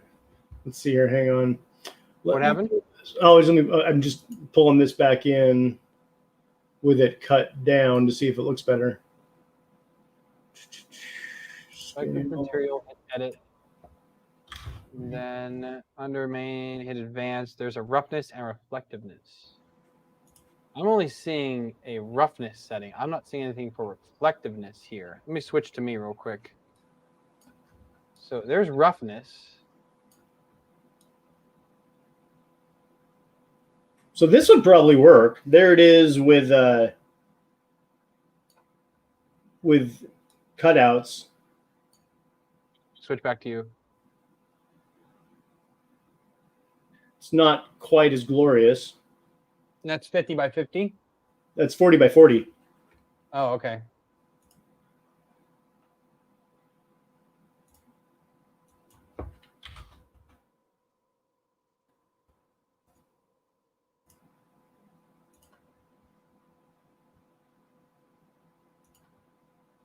Even better at 50 by 50.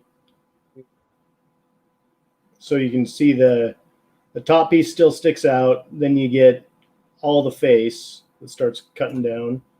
Well, take it all the way back to max height. Okay.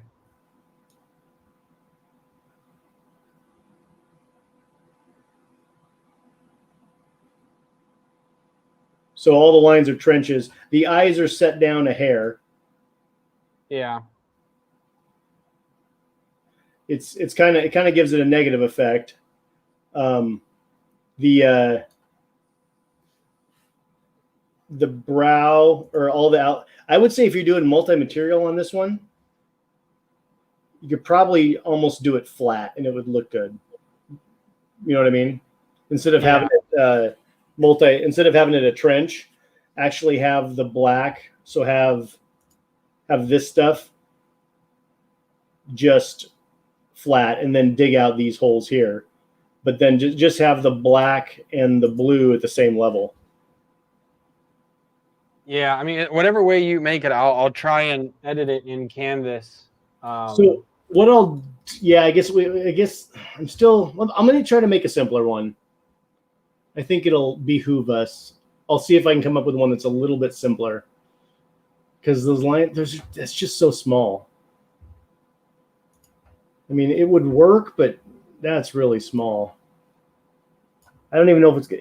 It would definitely have to be multi-material. Like, this is not one that would look good just cut out. Yeah. It would even dual color. I don't think dual color would look that great.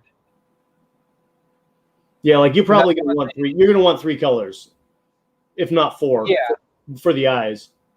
Yeah, and again, I mean the amount of colors doesn't really matter. I can do 4 easily. I'm thinking. But yeah, you're going to want there we go. You're definitely going to want the blue and the silver, obviously. And then I think you're going to want black in there too to break it up. Whether you do the eyes lighter or not probably doesn't really matter. It'll probably be the same blue. You're not. I mean, we're talking about 2 tiny lines. Yeah. It's like 3 extrudes, but you'll definitely want the 3 colors. Yeah. So that's pretty easy. I'll try to come up with one that's maybe a little bit simpler, see what I can do. Because it would be nicer to have a little bit easier one. And also, I couldn't quite remember what size to work with.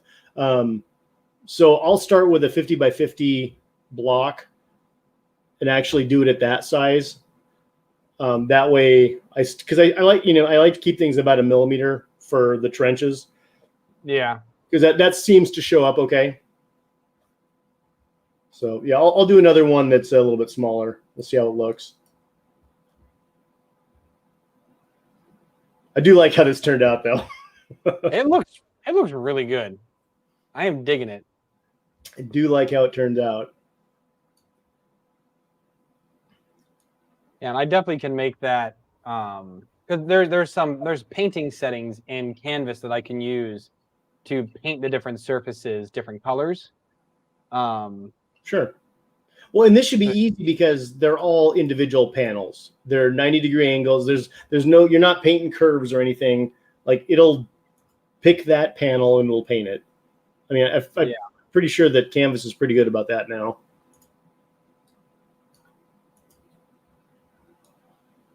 So I need to. Yeah, Go ahead. I was gonna say, what were you doing on your? You were trying to figure something out on yours. I am looking at colors now. Oh. I think if we do this, just the opposite of what I did with Megatron, like that. That looks good. I would use the red because the red stands out so much. I would use it, but I would use very small amounts of it. Yeah, well, that's why I'm 3 little parts on there. So this pretty much the 3 accent parts on it. Yeah. And then what color should I do the X ends? I think his arms might be red and blue, so probably blue. I mean, mostly red with gray on them. But his hands are blue. His hands are blue. I think I'd go blue.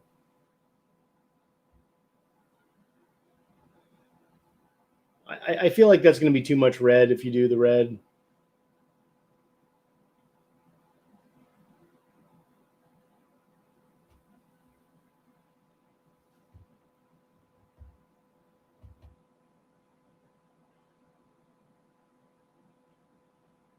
Screwed up. Is undoing. And then you say we should go blue, you think? How big is the case? What case? The electronics case. Oh, it's this one here. Shoot, where is it? Because we could make the big one that I just made the fan cover. Because you would see that from inside. Yeah, but it'd have to be a cutout though. No, just glue it on. What did with it? I had it somewhere. Oh, that's the one that I changed up the door on, wasn't it? That was the one we used. That was the one we used way back for Megatron. Yes, but I'm going to use this one here, Oh, right. Trello one. So I just have to. He only has it in MF.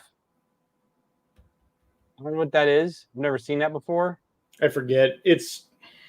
Prusa Slicer pulls it in though. I think Idea Maker pulls it in too. But yeah, it's a format that Prusa Slicer deals with just fine. But I got to try and import that into. You'll probably have to pull it into Prusa Slicer and then export it as a thing. STL.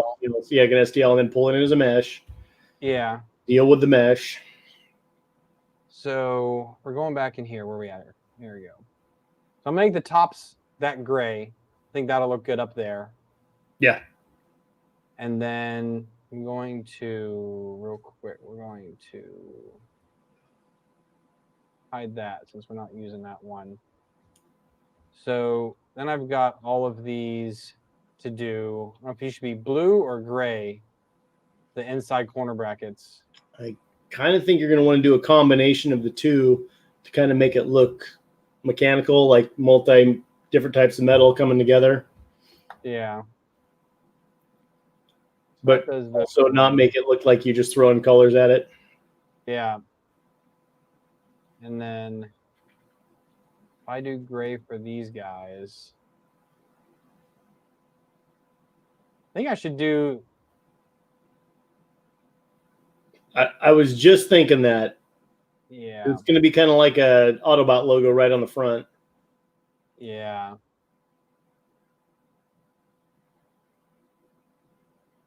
Yeah, I think that's a good place for some red. Because the screen's going to be black inside of it.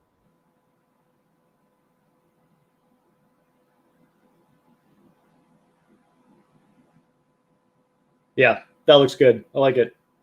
And then, so the Z bottoms, either gray or red. Ooh. Let's see what red looks like. Let's see what it looks like.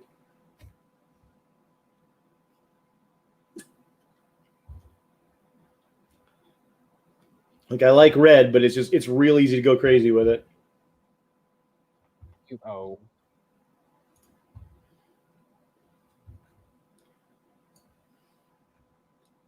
Oh, that's the adjustable one.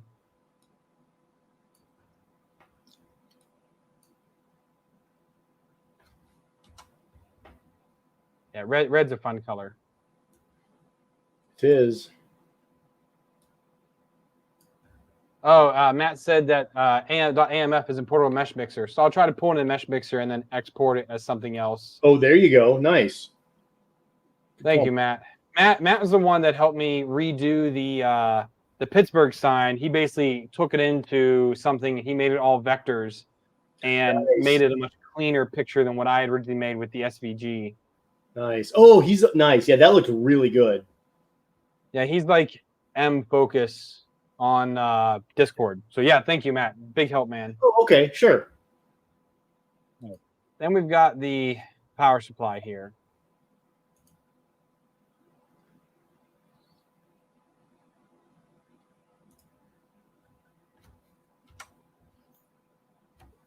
We're just going to break this link for now. We're going to be redoing this anyways in a little bit. But I'm thinking maybe gray for the top and blue and make the text gray. That's what I would do. You do gray for that. I just don't know if I like the way that blends with the power supply. No, that's a good point. Maybe you should go red on top. I mean, his cab is red. Yeah, I think that looks good. And for down here, we could do the blue with gray text.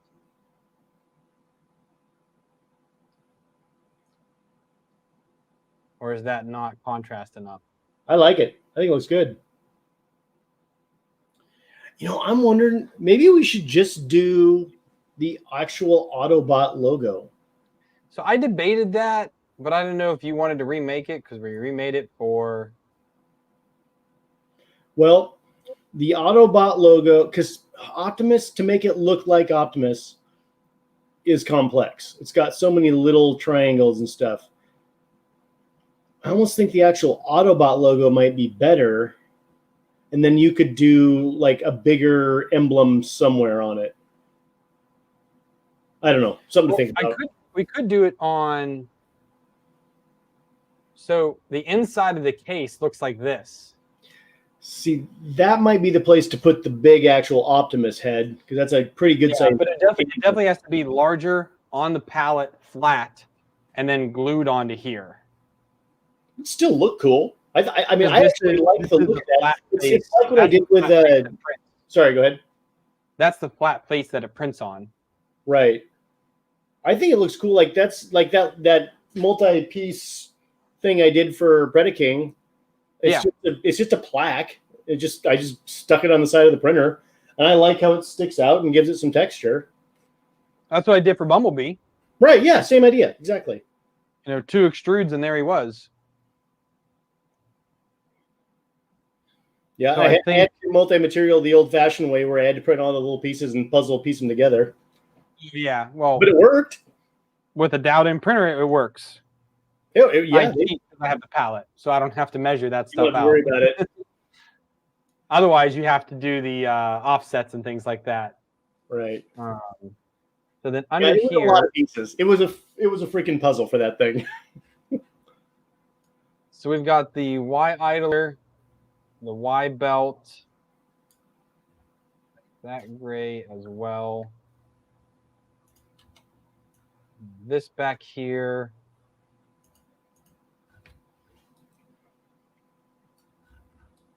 I almost wish I had a 4th color to throw in here.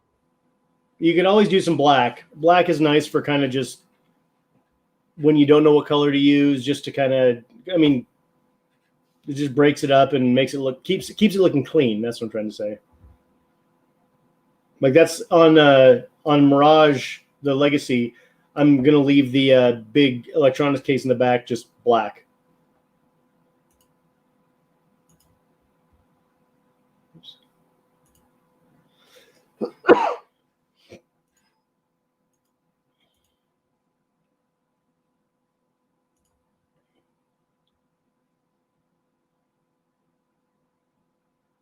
Which I didn't quite realize how red, white, and blue Mirage was until I started coloring it up. Yeah, Mirage has like one red. Yeah, but I'm almost out of blue, so I have to add a little more red just because. But I didn't do a ton of red. Although I probably should so I did the bed mounts red in the case. I'm so bummed that company went out of business, that HQA. They make really good ABS, made really good ABS. Yeah. And it was that low warp stuff, and it really was low warp. I finished up my spool of it. I think I've got enough for my spool mount, and I'll be done. Here, why don't you go ahead and show that off while I do these colors? So yeah, so this is the Legacy. I think you're remixing parts for it, yeah? Honestly, the only thing I remixed, everything else is stock. The only thing I did was this piece right here. So normally, there's 2 ways to do any Voron, either with the Misumi cubes for the corner brackets or for blind joints. I've got enough material. The reason they did the corner cubes by default for the Legacy was so every single extrusion was the same length.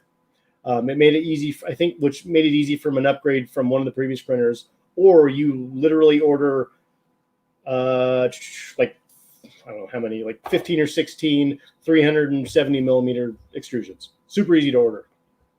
Well, I want to do blind joints, and I'm cutting it anyway myself. So that left this top corner kind of exposed, looking like, come here, looking like this in the front. Yeah. Well, I thought, okay, well, these little pieces right here didn't have this piece on the front. Like it was just flat right across here. And the logo used to be right here. So I just extended this out to cover the tops of the extrusion. It's purely cosmetic. No functional anything. But it really cleans up the front. Other than that, It's the only piece I changed. What about the back corner? You're gonna do the same thing on the back corner? Yeah, it's gonna be shoved in. I mean, I was thinking about it, but didn't care. There is a guy that made some 2020 caps with the Voron logo on it. I may grab those and just plug them on there. But yeah, I mean, you're only gonna see the front. It's actually gonna go. This is crazy. So this thing is narrower than the printer it's replacing, which is a Cartesian. So I'll be able to slide this in my server rack now. Whereas you're going to put that in there. Which will be great. I won't have to enclose it at all because the server rack is the enclosure. So I'll just leave it a skeleton like this. It's going to be cake. And I'm also, the other thing I'm going to do is I'm going to use my first venture into dual extrusion. They have a dual extrusion afterburner. That's the one that Nero has on the switch wire. Yep, I'm going to use that one. Yeah, I like that one. I think I might. So 2022, I think is gonna be the year of the Volron for me. I'm gonna build, if not one of each, a few of them. Because I think I'm gonna do a legacy on the Hypercube. I'm gonna convert something into a switch wire, or I'm just gonna build it from scratch because I have plenty of extrusion laying around. I'll just pick up like a Prusa bed and build it that way. Because the only thing that's about the switch wire is the kinematics of it. Yep. The size doesn't matter. It's just the what's it called? The ZY or Core XZ. Or XZ. That's what it is. Okay. Yeah. And because I watched one of Nero's videos, I never knew why they called it the switch wire. Originally, it wasn't going to be belt driven. It was going to be wire driven. Yes, I heard that. Yeah. So, and then the other piece I never really understood from the model was how they do the counterweight. So yeah. It's basically got one of those retractable keychain things on the back of it that goes up, loops over, and holds on to the gantry. Because with that Core XY, the gantry would just fall. Correct. Super cool little trick. Yeah, he showed that on his stream the other night. I was watching. I was like, ooh. Because I honestly have not looked into it pretty much at all. I just see you guys talking about it in the Discord. I have not really gotten into it. Yeah. But after seeing his, I was like, ooh, I like that. It is really cool. Again, I mean, I totally want to make one. No two ways about it. There's not a whole lot of point to it. I mean, I think it's a great way to take an Ender 3 and make it a good printer. But there's not a whole lot of benefit over a standard, well-made Cartesian, other than the cool factor, which goes a long way. Yeah.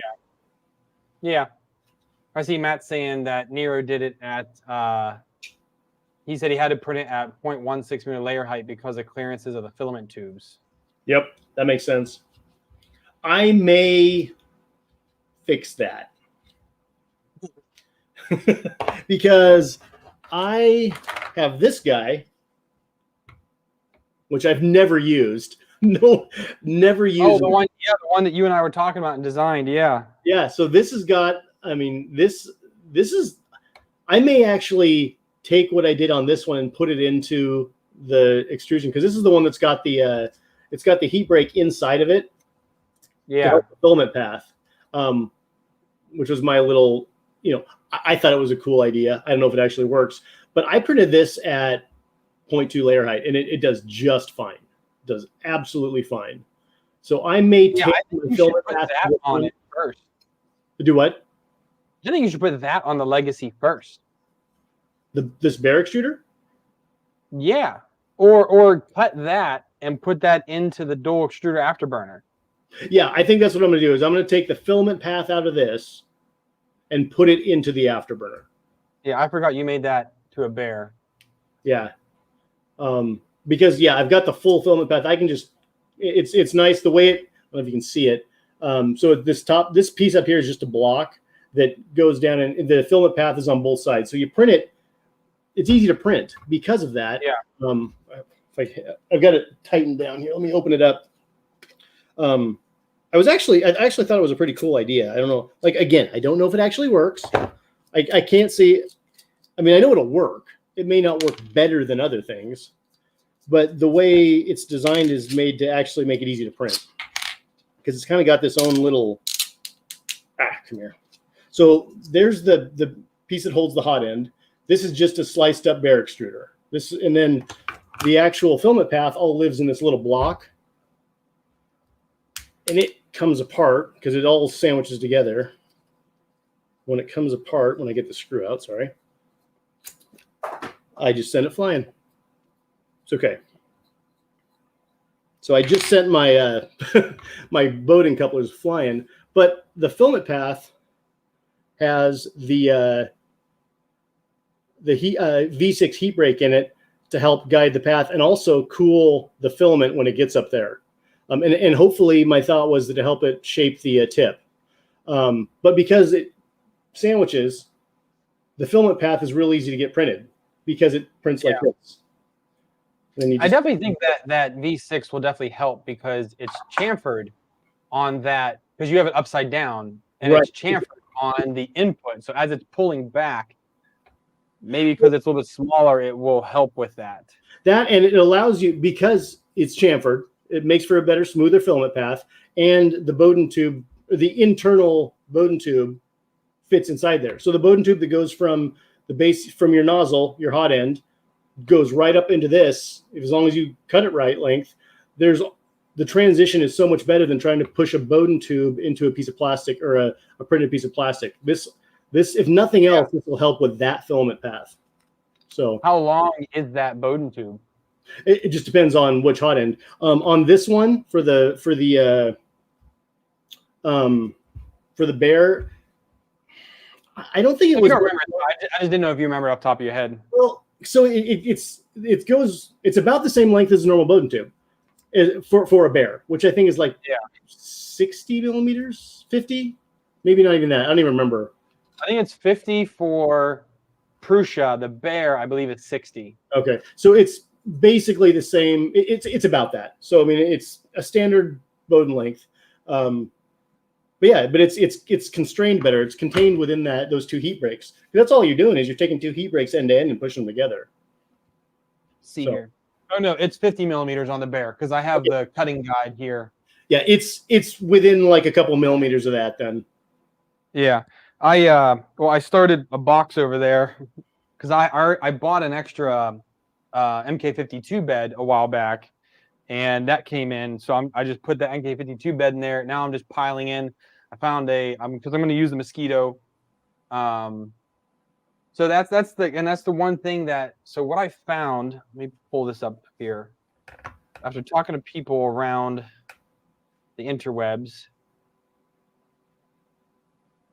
this right here. Wrong screen. That's not the one I want. Where's that other one that I had? Share your screen.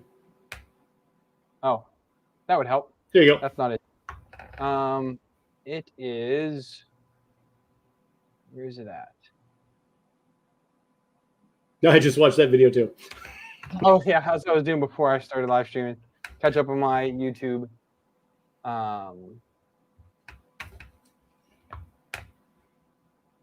Thingiverse.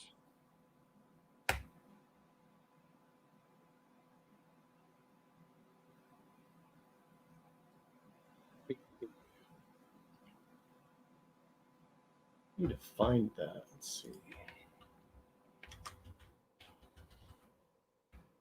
Ryan's out there. Hey Ryan, do you know where that dual extruder afterburner is located out in the interwebs? Okay, so this is fully 3D printed BMG extruder on top of a Mosquito, mounted with the proper holes. I think that's the key. One of the keys. If you're going to do a Mosquito, do it that way. I can't stand it when they put the stupid V6 spinny parts on it. That you're defeating one of my favorite benefits of using Mosquito is that you don't have to hold on to it. It doesn't spin in there. They made that collar to make it universal. Right, I get that. And for the most part, because again, not everybody can design stuff like this. I mean, I know I can. You definitely can, but like this is definitely pushing my limits out there. So, and the only thing with this is I have to use the Pinda. I have to use the Pinda on I'm sorry, I have to use the Pinda on here. Because, let me show you where it is. It's tucked in here. So I can't use the other 10 mil sensor that I have. Huh? So I have an extra Pinda. That's not the problem. It's just that how tightly this one is in there. Is there a picture of it mounted? Even if I use the Bear Mara, it is tucked way in there, right here. Oh, it's on that side too. See how tucked in that is? So you have to use a Pinda on it. Now, again, it's not the worst thing in the world, but... I almost think that could be just moved to the other side next to the fan and put a bigger one next to the fan. Potentially, but I have one, so Optimus is going to get a Pinda. I mean, it's going to be running Clipper, so there's already a config out there for the Pinda, which is easy enough to grab. Yeah. It's just hooking it up correctly is the biggest problem with that. So this right here, he doesn't say in here which mounting bracket this is right here. This looks to me like the one that fits the. I mean, the overall shape of it looks like the BMG. Yeah. So someone said that they're pretty sure that he used the mounting plate from this. Let me see if I can find.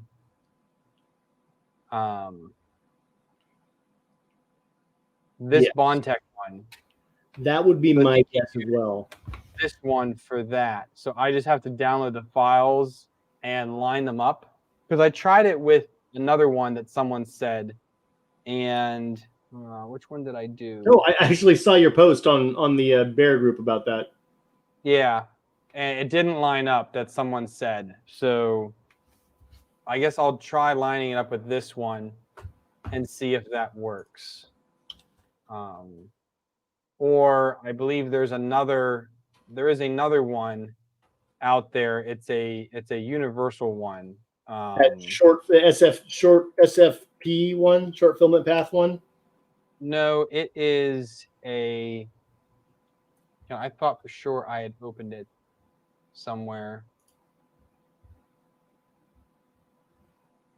Right here, the Bunny Bear Universal. Yeah, I saw that one too. This one is for Bear only, because the Universal one actually has belt paths for the Prusa and the Bear. How does that work? It's two different. Okay. They have the cutouts in there for both of them. See right here, Bear axis goes this way, Prusa axis goes that way. Oh, that's cute. Because if you run now, it's not going to matter for me because I'm going to run Clipper, but it matters if you want to go through if you're going to use an NZ board and you want to use the calibration, the belt lengths. This basically, the Bear has a shorter belt length than the Prusa does, and it's also the position of where the belts are matter. So that's why there is a different belt path where the two of them terminate at the actual carriage. Again, so I saw that was interesting, but it's funny. Ready for the BNB MK3S sensor or breakaway tab for the Mark 3S connector. So with this one, again, he just changed it up. It still has the breakaway tab there, but it only has the belt path for the Bear. So for me, that's what I'll use. When did he make that? I haven't been following the Bunny and Bear stuff. This is from April. Well, this Bunny and Bear was made in 2019. Oh, wow. So he has a lot of stuff. This Bunny Science guy, he's got a lot of different things. Yeah, I never went too ham with his stuff because he doesn't give you any of the CAD files. Well, he also has the mosquito compatibility, but again, he's using the collar. Right. But this up here is not the metal collar. It's 3D printed. Yeah, I would rather do that than use the metal collar. It is a little bit more elaborate. And I like how it's got that little clamp up there and everything too. But yeah, for the Bowden tube. Right. So I did look at this one as an option as well. Because my only concern... And I just realized something. I was talking about having that little adapter make it so it spins. But now that I think about it, it doesn't, because everything else is so clamped in there. The rest of the whole body's going to keep it from spinning. So I guess that's kind of a moot point. Like, I guess it doesn't matter. Well, it also holds in with multiple screws. Well, on this one's definitely not going to spin. But the other one, I mean, that collar on top of the Mosquito is held in with multiple screws. Right, but the collar itself could still spin. But the rest of the body around the Mosquito is going to keep it from spinning. So, well, I mean, but as long as your clamp on that collar is tight, it won't spin. But that's the thing. If you take the fan cover off, it's not tight. Same problem with a bear extruder. Once you take that fan collar off, it's a pain in the butt to. And even then, if you really, which you shouldn't, if you really crank on a nozzle, you can spin the whole thing in there. I mean, yeah, but you really got to crank it. Like I said, people do stupid stuff though. Yeah, I mean, mine are all tight. Like I can't do it with my hands, and if I can't do it with my hands, there's no way a print is going to do that. Right. Yeah. No, definitely not. Unless you and you snap off a hot end. It's just while you're during maintenance is when it would happen. Yeah. But yeah, I think, like I said, so I'm a little torn between this one because, as you can see here, he's using a pancake motor. Yeah, but it's gear. It's okay. Yeah, but the problem, I don't know if I have. Well, it does matter if you don't have one. That's true. I mean, I do have this little guy that would work. I think this is the one that I did have on the BLV that I ended up taking off. Or I could just order an E3D one because they're not that expensive. No, they're not.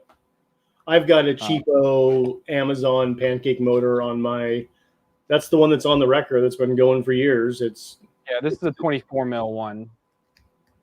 Yeah.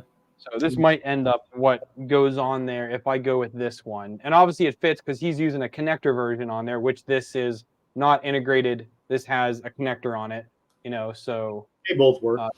That. So it might end up doing this. Might be my only option. But again, this is something that I can print because I'm going to use the gray for the extruder. I can easily print it because I have this roll is unopened. So if I screw up a couple prints, not a big deal. You'll have plenty. I'll just, change out this arm will end up being red instead of obviously the other idler on there. Because I just use the classic bear for this just purely for color and aesthetics, just so we can kind of like look at it and Fusion's acting that. That door is just the stock Bondtex idler door, so you could just not even print one, just use one right off one of your unused Bondtex frit cases. Yeah, but the problem is that if I do that, then I don't have the arm for that extruder. Oh, I should say the one you're going to gut to get the gear out of. Oh, no, I buy the gear separately. Okay. You've even got the big gear? Oh. That needs that, doesn't it? It's more than just the 2 gears. It's got the 5 or the 51 to 17, whatever the hell it is. Yeah, so I will have to, which I have one here. I've got one right here that I can use for that. So like on my printed Bondtex Bear extruder, I have just the actual arm off the one that I cannibalized to get the guts out of. Because frankly, an injection molded arm is better than a 3D printed arm, or door is better. Oh, yeah. True that. I did not think about that big one, but I do have one here that I did get to be able to use. Nice. And I still have the one from the BLV that I thought was causing problems, but I don't think actually ended up being problems. But I think I still have that one somewhere. I don't know where, though. I might have gotten rid of it. Oh, no, it's right here. Yeah, so I still have this, so I could take the arm off this one too. Yeah, just gut that. Yeah. But either way, I do have options. But yeah, I kind of forgot about that. Dang it, I can't find that dual extrusion afterburner. I mean, I can ping Nero, ask him. It's probably buried in the. Since I am serialized, I can get into the extra stuff for Voron. It's probably So Voron has something like Prusa does. no. There's nothing there. No, there's nothing. This. That's what it sounds like to me. No, nothing. I didn't say anything. A little bit of an elitist club going on there. Going on here. Move along. Nothing to see here. There This are one perks you get when you get a serial number. Yeah, I can understand that. I'll get there eventually. You'll get there. But They the gave thing with this one, for mine, they'll give anybody a cereal. but since this is going to go on the carbon fiber printer, this one I have to print another one because I keep getting them mixed up. Because the Bermera is going on Optimus, this one is going on the Slimera, so the same as the Jim did. Right. So that's going on the one you're going to leave in pieces and ship to your new place, right? Yeah. So I'm using like that super awesome green extrusion I found. Red, man, if I had another choice, it would have been red, but I like the green. The green's so cool. I'm doing green with the atomic carbon fiber PETG, which again is printing right here on the Mark III's right now. Nice. And those prints are coming out pretty slick. So I just have to design. I have to just decide on a hot end setup, print it in something, dry fit it with the Mosquito, and then once I confirm that's good, then print it in the carbon fiber PETG and put it in the box. Yeah, that's worth sacrificing a little PLA. Excuse me for that. Yeah, which I need to do because I need to whittle down some of these spools because the wife is like, yeah, you're not taking all that with you. So yeah, you don't want to. Unopened spools were definitely taken, but anything that's open will probably end up getting donated because I'm not going to take open spools unless it's something I really like that I can't buy again. Maybe, but you we'll end up definitely seeing take all your maker geeks with you. No, that's going to go. I've been using that as sacrificial filament for just testing, and then like I said, this stuff here, this like French or Spanish stuff that someone sent me, this garbage. Is it crap? This stuff horribly on everything. It prints bad on. I thought it was just Megatron acting up. So then I tried it on my Mark III's clone, and it didn't print well. Then I tried it on the Mark III's, didn't print well. Then I tried it here on Bumblebee, didn't print well. I'm like, all right, I'm done. Like, totally done with it. So now I just use it for when I have to do, I have to check the extrusion, the E-steps. I'll throw this in just to sacrifice it, to have something in there. But that's all I threw the other 2 spools away. I have another spool up there unopened. That's going to go straight in the trash. And then this one I'm just using as sacrificial for E-steps calculations. It's honestly, it has been years since I've had truly bad filament, like PLA, like just garbage. And this stuff is gummy. That's the problem with it. It's gummy. And it actually clogged Megatron, which pissed me off so badly.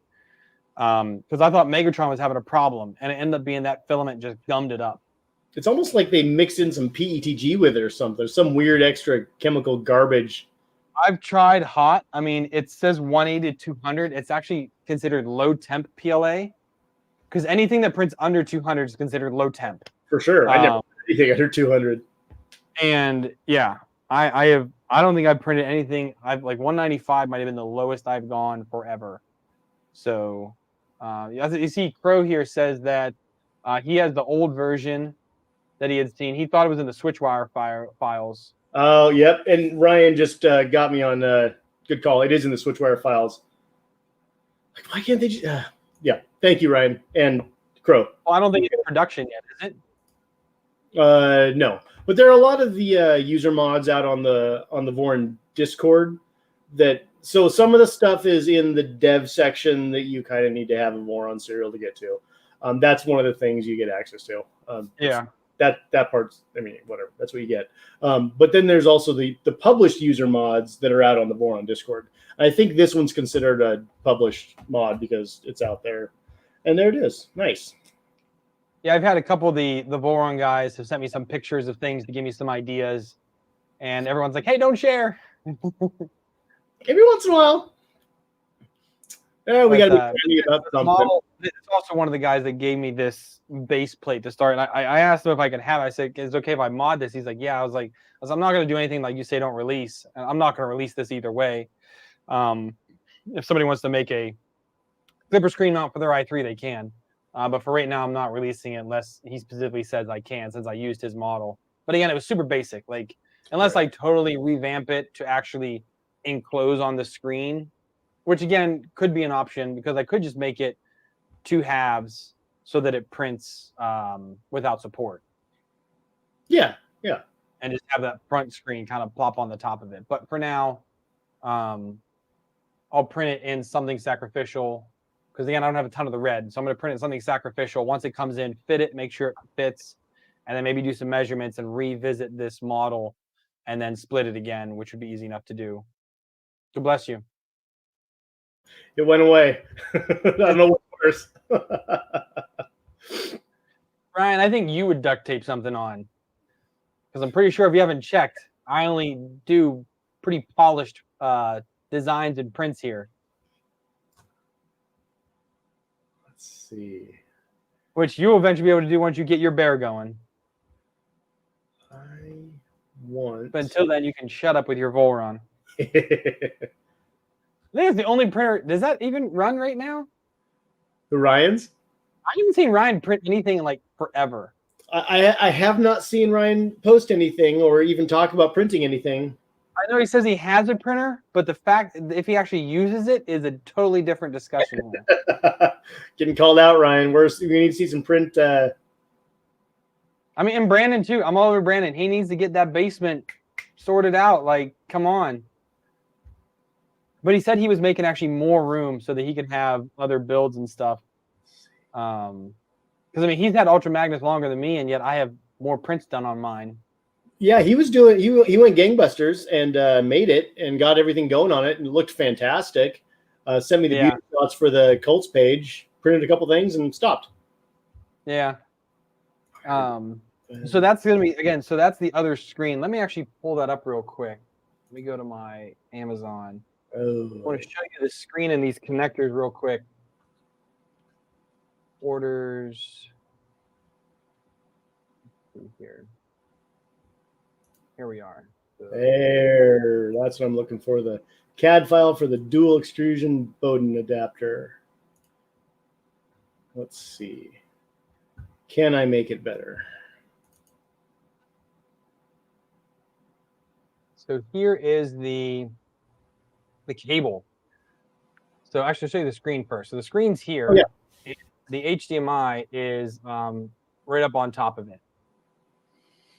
So what I did is I found this flat cable here that is the right orientation. So it kind of will like shoehorn the screen face out is, say, this way, and it will shoehorn into it and then come out the top. So there's not a whole lot of extra space that we need to put up there. Obviously, you have to put the HDMI cable in and then mount the screen. But it definitely makes it so that we don't have to have this huge cable or bump coming out the top. Turn it over. What do you mean? Dude. Well, yeah, it's going to shoehorn on top of the screen. No, turn the so whole it'll go in the screen over on the top and then come right out the back. I know, but what's that's it's a screen. You can orient it however you want. Make the top the bottom. Yeah, but then you have a cable coming out the bottom. Oh, is that worse? To see the cable. Oh, okay. There you go. And then on the side of the screen, it is where the USB goes in. It's a OTG. So I got a 90-degree adapter for that, and that will fit in there. And also, so that way the extra bulk of the case doesn't need to be that big. Right. You know, even though it is a big printer, it's got a lot of space we could do it with. I just don't want the case to be this enormous thing, like have an extra like 1.5 inches off the side just to cover up the cable. I don't want to see the cables because I think it looks cleaner. And you can't, the only cables you see on Ultra Magnus is the carriage and a bit of the bed. But Yeah, most of that, everything is hidden and that's it's tied to the back extrusion. You know, Megatron's the same way.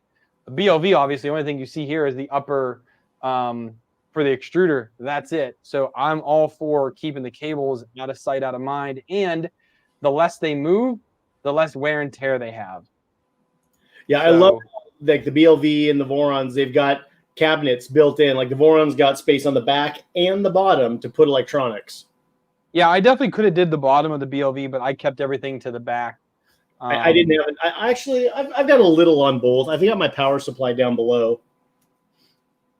Yeah, that is probably something I should have thought of, is mounting the power supply down underneath, because that would have given me more room in the back. Because on the BLV, I created new feet for it so that it's on the racquetball feet. So that brings it up quite a bit and it absorbs any of the motion. So this thing will rock and roll, but you don't hear it. Gotcha. Especially on my table here, which, you know, I know that Gunner loves. So I think, you know, I think this is going to be it. Obviously, this hot end's going to be a little bit different. Maybe I'll try and redo the model once I come back and remeasure, because it's going to have a much higher Z. Z is going to be like 350, 360, I think, is going to be my Z height on Megatron. Or I'm sorry, on Optimus Prime. It's definitely going to be taller because I want it to be a little bit bigger. And I have the extrusion to do that. So I just have to go back and remeasure, because I have enough for 3 printers that I have. 2 are going to some people here, and then the 1 is what's going to become. The only thing is I'm not probably going to stream that build, because I'm going to be building that along with them, because these people wanted to learn how to build completely from scratch. And I said, well, I have most of the parts. Let's just build it. Who is this? So some friends here. Oh, there. Okay, gotcha. Yeah, so they wanted to build. They already have printers, and they bought pre-builds. One of them bought my CR10, and they're like, I want to touch every single part that goes in a printer.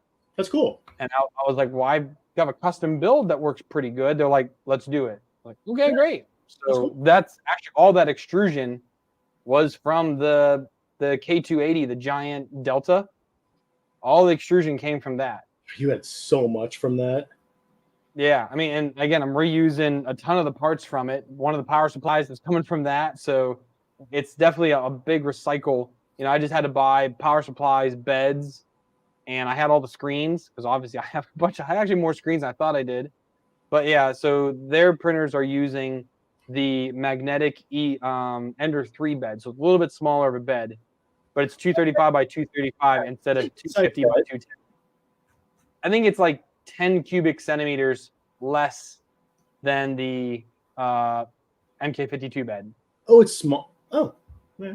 Oh, that's right. 235, so you're losing 15, but gaining 15. Actually, so it ends up being the same volume, just in a different orientation. Right. The thing is, though, on an Ender 3, even though the bed's 235 by 235, you can't print on the whole thing. Correct, but with this frame, you can. Exactly.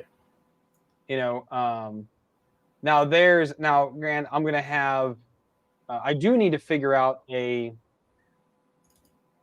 well, I don't need to, because again, with this screen, which I am liking so much, or with this case, that case is nice. Sandwiches on top of the NZ board. So all I got to do is run a little cable from the NZ to the Pi for Clipper, and we're good to go. That's cool. And you sent me the file, I think, in the Clipper channel, right? On how to do the on how to hook up, yeah, UART on the Rambo. Oh yeah. I didn't read that 100% in depth, but the end result was, hey, this worked. So I think the information you need to get there is there. Yeah, I just have to. Excellent. Yeah, I've works. Never use RxTX by default. Yeah, so I'll just need to figure out how he did it in the config to make sure that works. Because again, it's using the serial or the AMA 0.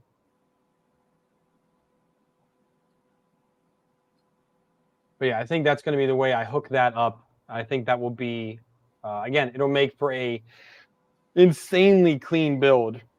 It takes away a lot of wires. Just 4 little tiny wires to power it and give you your data. Yeah, that's the way to go. Yeah, I just have to make sure that everything lines up okay on the 2020. So that's why I need to convert that file to something that I can pull into Fusion, that I can line everything up and make sure, is this going to fit the way I want it to?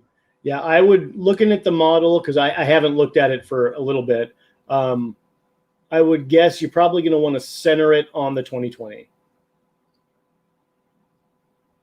I have, maybe. I don't know if I can because of the tab on the back of the Bear. Always forget about that stupid tab. So, because when that homes over, that won't have a ton of space because it comes really close to that 2020. Now, granted, it's made for 2040, and so are these ends. That's why there's so much space right here. So I'm fairly certain I might just need to adjust the mounting holes. You just have to fudge it a little bit. Yeah, you've definitely got room over there. You'll be fine. Yeah, but I just need to play with it to check the mounting holes. And if I need to clean up the edge that you're going to see, I might just, make that a flat wall so that you don't see any of the mounting holes are probably there for 2040, but I'll just clean that up.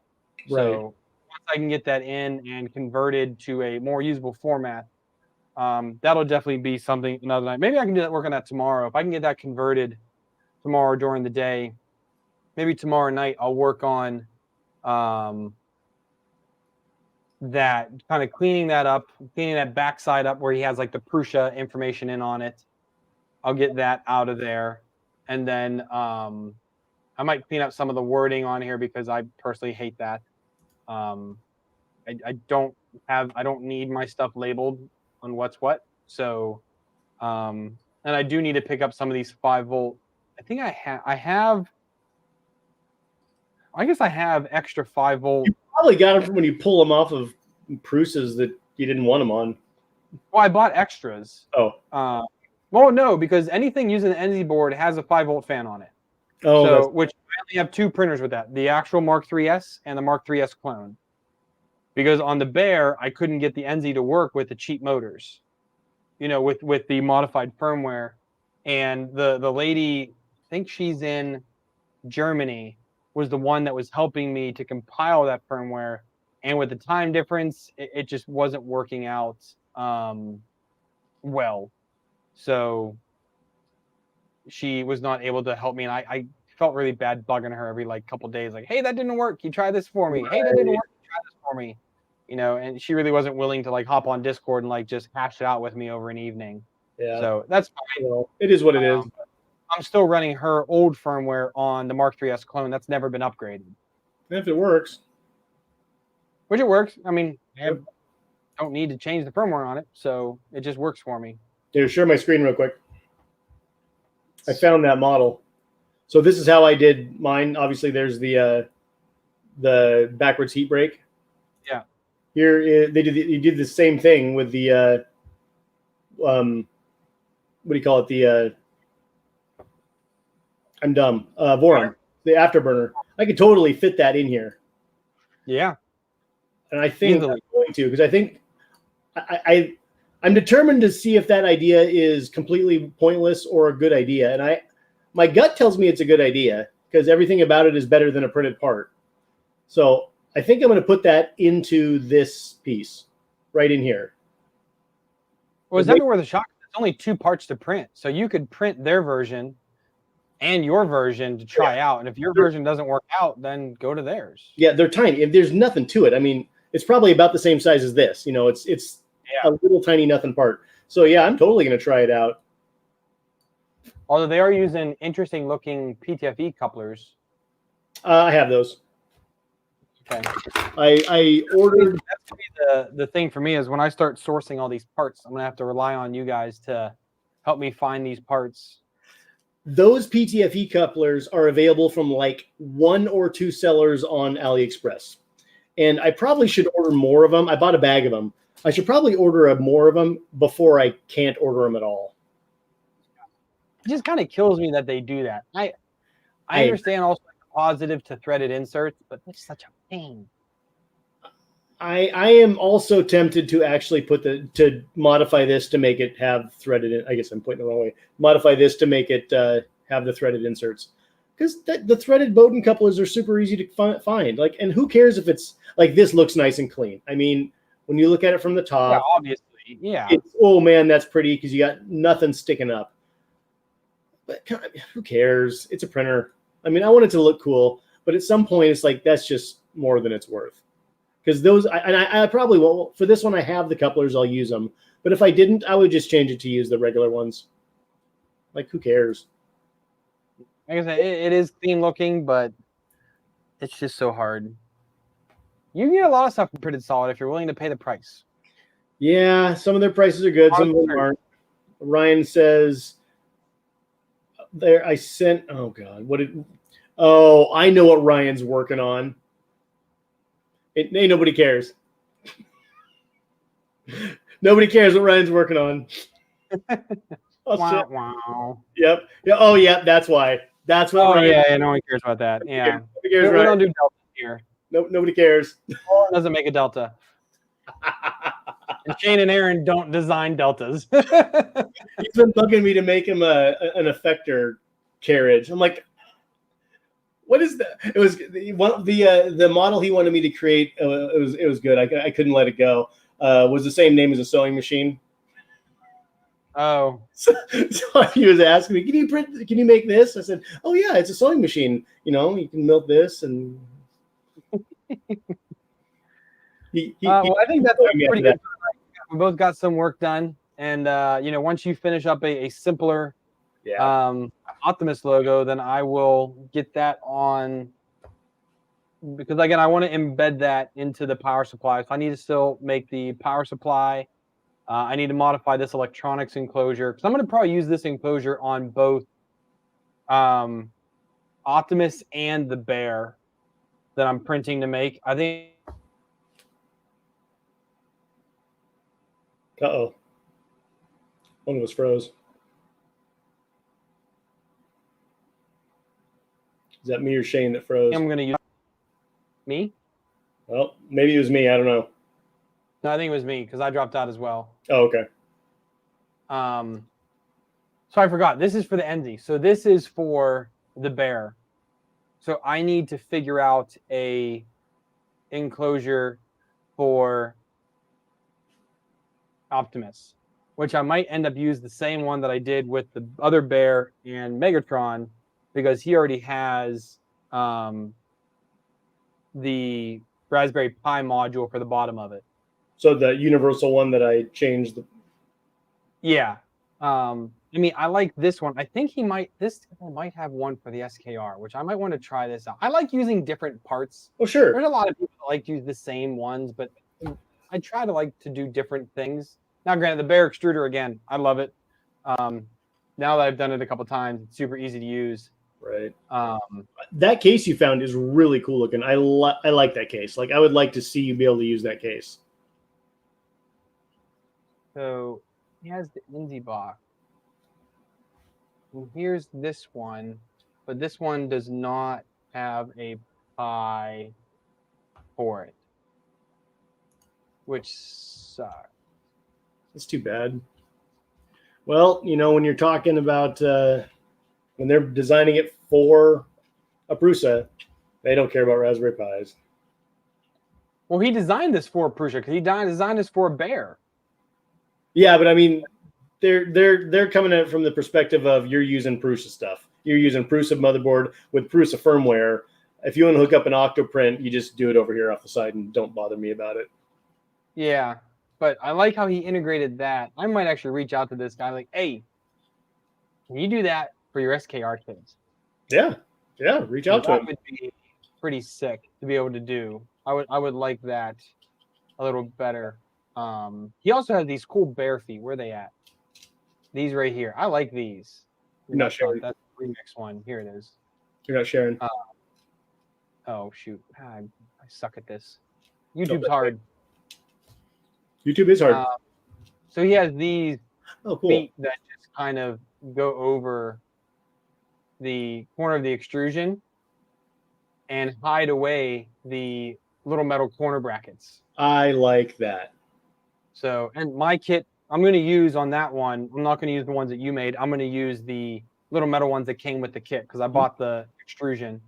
And I think this looks kind of cool. I think it looks clean. I like that a lot. You know, yeah, and that all should work out. So I think I'm going to end up. I already printed out the ones. Now, granted, it's not a lot of filament, but I already did print out the normal ends in case I end up using them. But this I might end up using these instead. Undecided, but I might end up doing it. All right. Well, I think that's good enough for tonight. I definitely think that tomorrow I will definitely be doing some more fusion work. So if you guys are interested to see that, welcome to come and hang out with me. That one I'll probably do like an hour tomorrow night because this has been a little longer than I was anticipating. Yeah, been on for a while. But we got a lot done, so I'm happy with that. And we'll get some more. I got to get some test prints going on some of those parts, and I need to do a little more work on the model for Optimus to kind of get everything into fusion, and again make sure everything matches up properly and whatnot. But I would love some type of SKR 1.3 and Raspberry Pi enclosure. Again, I like the universal one. I just don't like how the SKR is like this and the Pi is like this. It sticks out the side. It's fugly. I don't like that extra wart on the side. Yeah, that's why instead of doing anything else, I asked you just make that taller for me because then I could easily fit that in there, and it'll work out well. So, been a good night. Thank you, Aaron, for hanging out, and again, thank you for helping me design these parts. It's been a lot of fun, and I think we'll definitely have some more stuff coming up soon. So, if you guys want to see things, I'll put a link down for Aaron's channel down below. Geared, he is designing his own ITX case right now, which is Transformer themed. Kind of how we have this thing going right now on my Discord. But yeah, he's doing a from scratch 3D printed ITX case, which is really cool to see. So if you want to check out his designs and what he's doing, I'll put a link down below so you can check him out. Thanks, sir. Other than that, thanks everybody for tuning in. I'll see you guys tomorrow night for my Saturday night stream. See you later. Happy printing.